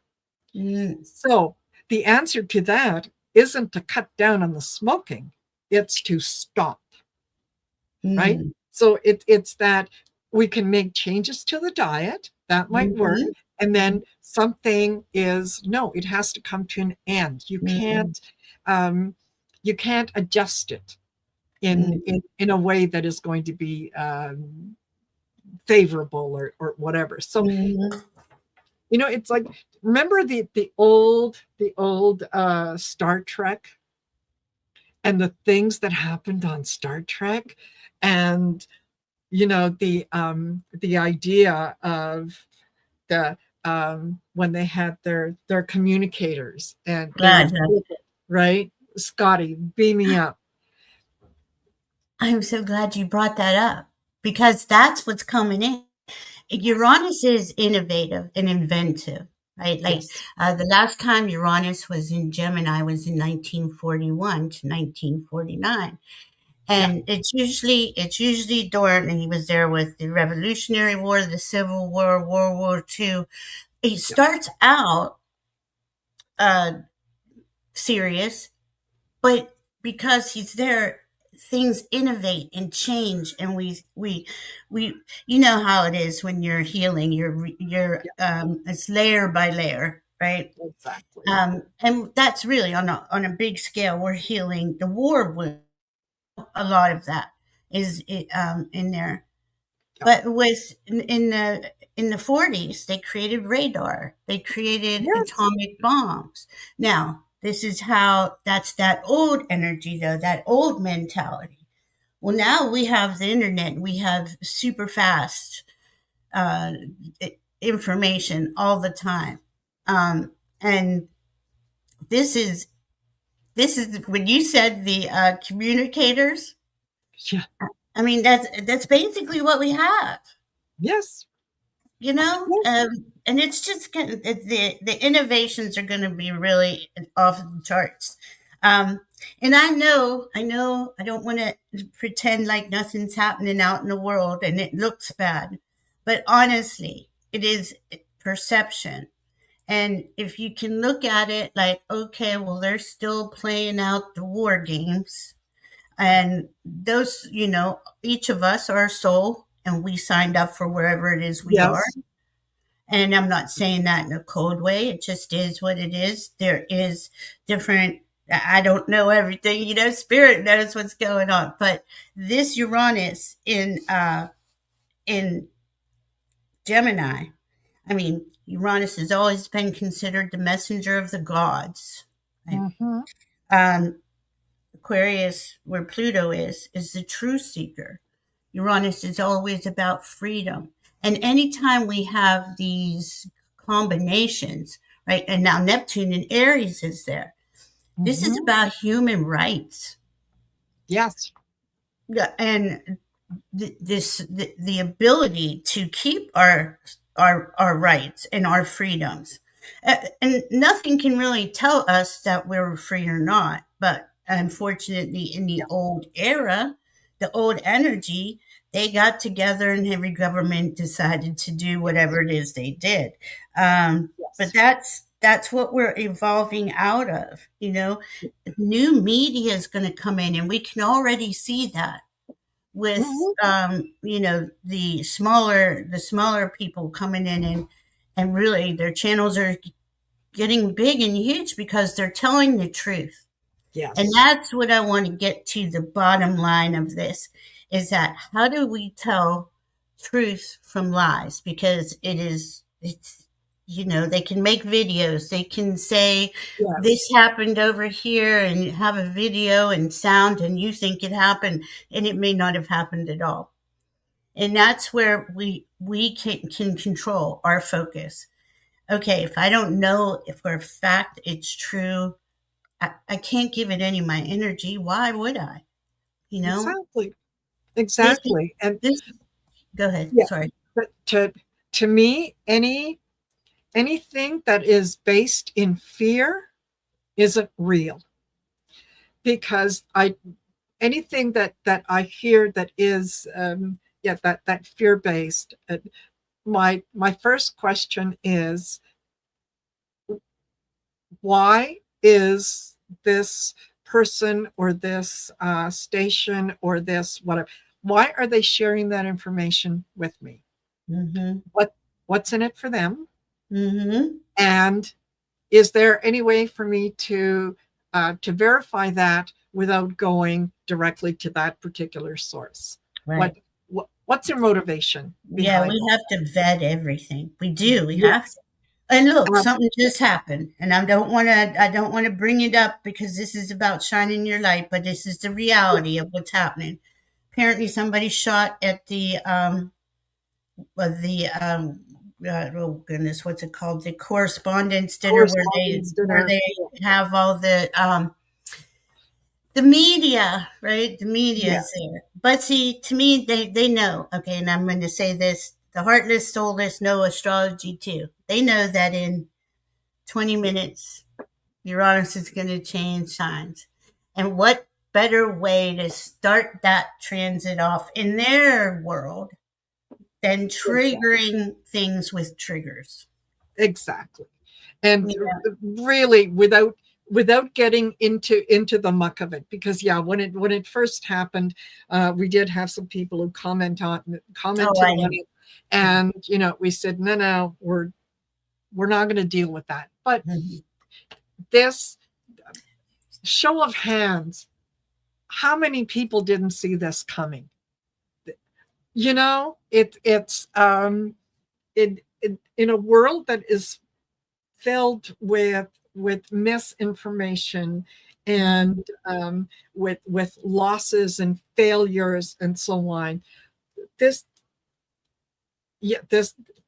I would have been more shocked if nothing happened. Me too. And that's just it, right? They're so used to pre-planning events. Yes. And they're so used to us falling for it. Well, when we were in that more dense energy, we were just expecting our government to tell us the truth. Well, now everybody knows that's not what's going on anymore. Exactly. And for you to Now you have to prove things to me. And they won't even allow the media to speak the truth. And those No. that do, that cross over into the truth, really put their lives and their loved ones' lives at risk with these people. But this is just it. We can't go into the fascists. Fascists thrive on fear, right? Innocent potato. Yes. We can't allow them to intimidate us. I'm going to come up here and I'm going to say what's going on, and I'm not even pointing fingers at it. I'm just saying it's predictable AF, you know. Exactly. This we, like I said, I would have been shocked beyond belief if nothing happened. I think it was planned, Mary Starshine. Honestly, I do. Mm-hmm. Of course it was, and you know, it's just a matter of when we find out. But we are anything, like I said, anything that wants me to react out of fear, I don't believe. I love it. There are, you know, I'm standing on a street corner. I am going to look in both directions before I just cross the street, because you know I'm fearless. No, you do. You look in both directions. But if the road is clear, you don't have to stop every foot and double check again. You just keep going. Right. So yeah, this is, and they're predictable, and it's to the point where it's just ridiculous. You just look at it like, are you serious? You think people really? And they got like a small group, and even that group is mostly paid for chatbots. yes. Did you ever see those chatbot rooms? Now there's the downside, right? There's the downside of Gemini or communications and, you know, air sign. And of course we're still in duality, and we're still navigating through that, and it's up to us to be the discerning ones, and that requires emotional intelligence. If you hear something and it puts you into a ball on the floor, you're not doing yourself any favors. You're not doing yourself any favors. Yeah, you can't conceive a future when you're living in fear, when it doesn't feel like, well, okay, if I try this, you know, this might work. These are the last, it's kind of like the last days of the Roman Empire. It is. It really is. Oh my God. Yeah. When the writing's on the wall, you know that you're going to be fired from your job. You're not going to have any place that you need to be on Monday, because clearly they don't want you there. Well, what are you going to do? Well, you know, maybe you turn over a couple tables, and maybe you call out the boss on the way out, and you know, maybe you walk out going, oh yeah, well, F you everybody, I never liked this place. You know, and at that point, does it mean anything? No. It's more about you than about anything else. Right. So. And that's exactly what we're going through, right? We have to have that discernment, the ability to stop and pause and take a breath in a moment whenever you hear something, and really think. And this is this is where they're masters. They're masters at. And to find the truth is getting harder and harder, which that's not going to last long. I keep hearing there's a new media, there's a new way to understand the truth, and I'm believe me, it's one of my big focuses with Spirit. It's so important because we have people who are literally, and many, we all were for thousands of years. We were put in these fear. We lived in, what's that called, when you're in fight or flight all the time, and your nervous system is just screaming at the top, right? And this, you got to take this and just calm down. And this is air, so this is electrifying. Uranus is electrifying. Something was going to pop off like this somewhere. But you can, if you know astrology and you want to induce fear in people, Yes. this is what you do.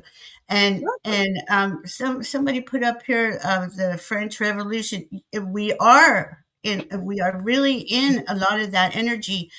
Again, it's the layers of it coming off with Uranus and Gemini in United States Sibley chart, the United States birth chart. Yes. Uranus is at 8 degrees. Now that's not going to happen until next year because he moves so slow. But we had Pluto in Capricorn, then went into Aquarius. This is what all this shakeup's about. Aquarius is like, no, this is in freedom, because here's the bottom line. Yes. You are either for freedom or for enslavement at this point. Yes. And abuse. And anything you hear, like you just said, is it going to help free me and humanity? Is it doing anything positive? And that's where we have the choice. And really, your body is a truth. You can feel the truth. Yes. Yeah. You know Absolutely. that. And you get better and better at it the more that you just pause and take that moment. Something doesn't sound right. But you don't want, we're such beautiful souls. We're heart-centered, soul-centered. We're empaths, most of us.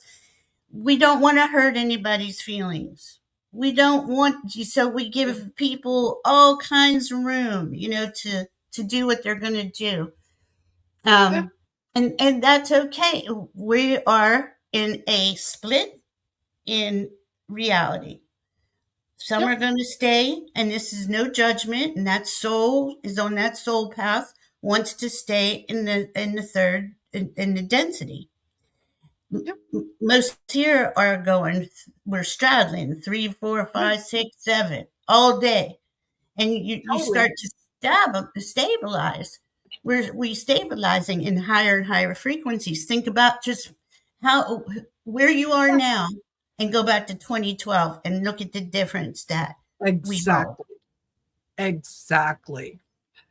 So I just noticed that Elspeth, the painting healer, is backstage. Oh, yes. So if you are not familiar with her, Valerie, I think you're going to enjoy this. So if you are ready, Ms. Elspeth, I'm going to bring you on stage. Hello. Hi. How are you? I'm fantastic. Can you hear me? Can you see me? Can you Absolutely. feel me? Yes, absolutely. Great. Absolutely. So Elspeth, meet Valerie Bradshaw of Illumination Portal. She's an astrologer. It's a pleasure to meet you. Pleasure to meet you. I love your name. Thank you. Yes. And Elspeth is, the painting healer. She's an intuitive, she's a psychic, she's a painter, and rather than tell you about Elspeth, And a musician. I'm going to let Elspeth tell you people what she does, because it's absolutely fabulous. And for those of you that are not familiar with her, I do have the link to her channel in the description of the video, as I do for everyone. So please, please, please make sure that you go over and like, share, and subscribe to all the channels. But here we go, Miss Elspeth. The stage is yours. I'm so excited to be here. This is a thrill. It's my first time. Well, we're glad to have you and hope that you will join us again. Absolutely. This is where we get to share all that positivity and keep that love, light, compassion, and unity sparked for anyone anywhere in the world that needs it. Wonderful. Right? We send it out into the universe. Who needs it? Have at it. Who doesn't need it? Nobody. We all need it. Absolutely. We've got to stay connected to it. Yeah. Absolutely. So tell the good folks a little bit about what you do. Sure. Well, I do a lot of things. I've been called a Renaissance woman before, and I think that fits. My name is just as old as that. I'm an artist. I'm a psychic. I'm a medium. I'm a healer. I'm a musician, and I like to make food. So it's basically, I'm an uplifter. I'm a Sagittarius with a lot of Scorpio. So I feel things very deeply, and then I need to express them and change them into something that is good and useful and fun. And, you know, I've just gone about the business of making sure that that's all I'm doing in all ways. So at the moment, I am very busy doing psychic paintings. And I'm absolutely thrilled because I feel like I've finally arrived at the destination that I've been I've seen it in my mind's eye, but I haven't seen examples of it. But the time has met me at the perfect, do you know what I mean? Yes. This is what pictures and music is my forte. Words are like, so what I do is, someone will present me with a question or topic, or they'll say free range, just let whatever comes through. I'll take that, and I will, first of all, no matter what they want to know, their guides are going to have stuff to give them anyway. I mean, they don't realize, but they were inspired to come to me from their own agents in the sky that have a message, and they're coming through me because, well, I'm going to put a positive spin on it. If there's anything negative, I'm going to go around it and find the most positive outcome. I'm not interested in anything else. Yep. There are plenty of other fear mongers, and I've seen them all. Right. And I think that that's sloppy work, because as an artist, there are no mistakes. In fact, if you make a mistake, I paint with watercolor because I like the challenge. The water has like a life of its own, and it will go where it wants to go. It's like herding kittens on the page, and I like that. It keeps me present and focused. And so if I accidentally spill, or the water goes somewhere I wasn't expecting it to, I work with it. It's a dance. It's an opportunity for something even more interesting to unfold. So what I do is, someone comes to me and they're like, please give me a reading. Okay, well, I'm gonna sit in meditation with it, and that's when the visuals just start flooding. It's like I get a lucid dream. And I know when the meditation is finished the same way I know when a painting is finished. You just feel it. It's like when you're cooking and you're like, that's it. Don't cook it any longer. It'll spoil. No more salt. Yes. It's just like that. It's like, I've got enough information. All right, let's go. And then I hit the page and I turn on the camera and I start painting. As I start painting, then I just describe what I was seeing and the messages that were coming through. And it's often out of sequence. It's not like an analog film. It's like digital. The scenes are in the future, in the past. And sometimes they're just markings to give a context. I often find that there's a lot of very specific information that I don't know what it means, but I'm learning, and I won't ever stop learning, no matter how weird it is or trivial. It's important to mention it because it could be very meaningful for the receiver. And those little details are like garnishes on top of the meal that I'm serving up that will let them know who the message is from. They'll have their own meaning, and it's not for me to always know. I absolutely delight and thrill if they want to share anything at all at the end, but it's none of my business. My business is to be the best correspondent I can be. And at the end, they get a painting, and that's my personal gift from Elspeth, because I'm a Sagittarian. I just love giving gifts. It's not a bug, it's a feature. It's like, I really there are a lot of psychics and mediums, and you could go to a lot of different ones. But what I personally wanted, I left my home country 20 years ago, and I've experienced a self-imposed loneliness because I wanted to stretch myself and meet as many people as I could from different backgrounds. And I, but it was kind of a lonely trek, Mm-hmm. And I feel like that has really helped me, but it made me appreciate when someone genuinely wants to make a connection with no agenda. Yes. I feel it, and I want to do that too. I want people to know that I took that time and I considered them and I was fully engaged, even though I may not know them. I put myself in their shoes. I did a remote view as if I was them. I felt their feelings. I get very emotional. Gosh, last week I cried my eyes out in one of the readings, not because it was sad, because the person coming through was so full of love that it was impossible for me to not cry. It felt like the healthy thing to do was to let the damn tears through, because it was just my body receiving that very pronounced message. And those little markings reassure me that I'm on the right track. Whether it resonates with them or not my business, and maybe it'll reveal to them later. But that's the human part of it. And in this day and age with AI and robots and stuff, I'm like, great. I'm going to bring the human connection back even more. Let me send you a homemade painting.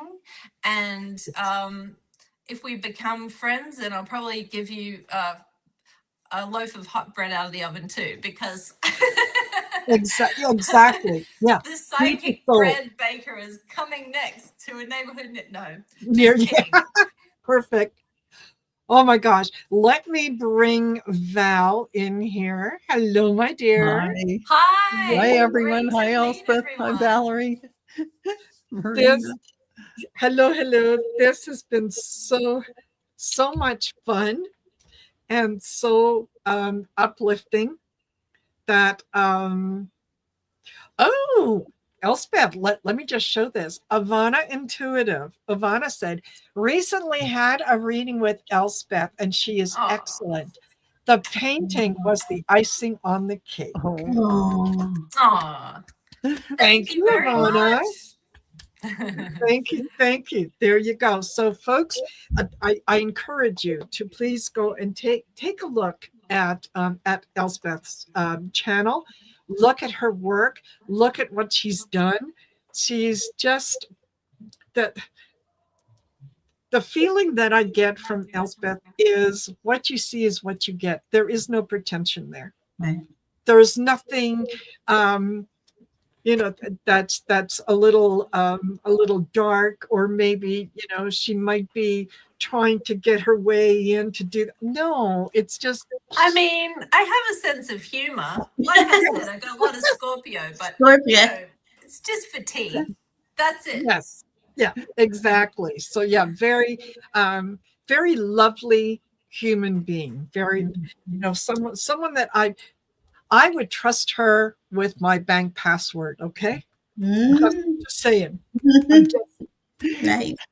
Yeah. I really appreciate that, and same goes. I'll let's exchange bank details afterwards. Yes. Totally. So Val, thank you for coming on now, as we're just at the top of the hour for the people on the Pacific Coast. Yes. And yeah, as Val does the final intention and the prayer, and we ask you to go out, turn on your porch lights, shine your light, be positive, be all that you can be. Be all that you can be. Yes, absolutely. I noticed that my internet's lagging, so hopefully you can still hear my voice if it lags in between. But absolutely. this is about integration and embodiment, the living activation. So I just want you all to take that deep breath in, light filling your heart. Holding that breath at the top. And then exhale slowly through your mouth and visualize that light going out into infinity. Beloved divine source, sacred presence that walks with me as me, I return fully into my body, grounded, present, aware. And all that has been activated within me today, I now gently receive. I do not chase it. I do not question it. I allow it to integrate with ease and grace. Every shift, every opening, every remembrance finds its perfect place within me now. I honor my body as the vessel of this light. I honor my life as the pathway for its expression. I no longer separate the spiritual from the human. I live as both, fully unified. I trust that what has been activated today will continue to unfold naturally in my thoughts, in my choices, in my relationships, in my daily moments. I release the need to hold onto the high of this experience, and instead I anchor its truth in my everyday being. I am the same light here. I am as I am and anywhere. I carry this frequency into my home, my conversations, my creations, my presence in the world, gently, naturally, authentically. I give myself permission to integrate as my own, at my own pace, in my own way. In perfect divine timing, I trust the intelligence of my soul to continue guiding me forward. I trust that nothing is lost, only expanded. I am supported. I am held. I am aligned. And as I walk forward from this space, I do so as a living embodiment of the light, not in effort, but in truth. With gratitude in my heart, I seal this activation now, fully received, fully integrated, fully alive within me. So shall it be, and so it is. It is done. It is done. Oh, Right. Wonderful. fabulous, fabulous, Val. Huh? As always. Now, most of you know I'm not a very emotional person, but yeah, I felt that. I felt it as I was saying it. That So was I think beautiful. that went deep Yes. for everyone. Yes. So I really am glad to participate in this and glad to share this energy, this space. So I'm the one who's thankful, and all of you. Thank you, Elspeth. I love what you're doing. Valerie, as Love what always, you're you doing are too. a master astrologer. Yes. I Yeah. love you guys. So I'll let you go, and bye everyone. Thank you, Val. Bye. Thank you. Well, yeah. Well, we'll be in touch. So here we are at the top of the hour. We have lit up all of North America with the turn on your porch lights, put a lamp in the window and whatnot. And I know if Cheryl 99 is still with us, she said she was going to hold the spot for Hawaii. So yeah, she'll be doing her thing on there. And oh my gosh, well, I can't think of anything better to end this event on than that fabulously wonderful prayer. That was Beautiful. yeah. You don't mess with perfection. You know when the cake is done. So I do want to say thank you to those of you who have joined us, who have spent the last 4 hours here with us. Love each and every one of you. I hope that you'll be able to join us next month which is going to be on May 30th. That's the last Saturday in the month. So, just watch for the notices and all that good stuff. And yeah, much love to each and every one of you. Have a fabulous rest of the weekend. Take this good energy and just enjoy it. Just live in it. Just wear it like a jacket. Wear it like something you're proud of, right? Yes. Yeah. Valerie, all light workers. I have a question for you, Valerie. Isn't May 30th? Isn't that a full moon in Sagittarius? It sure is. It's a blue moon too. It's wow, a blue moon. That'll be fun. Yeah, 2 full moons in May. May's a big month. I mean, tonight's big, right? We got Uranus changing signs. Yes. It's the last one to change signs, but yeah, stick with these feelings that Marina and Val bring in and Elspeth brings in. I mean, it's important to choose and decide what you prefer to experience. Yes. None of that other crap. Yeah, the crap's there and we can always check in on it, but come back to you. This is so important right now. That's right. Use that fertilizer to make beautiful roses. Yes. Right on. Fabulous. Fabulous. Love it. Okay. So ladies, don't go anywhere. I'm going to do the outro, but please stay with me, and to the rest of you, thank you for doing this. I love knowing you're here. So Thank you. Have a great one, everyone. All right, take care, and we'll see you next month.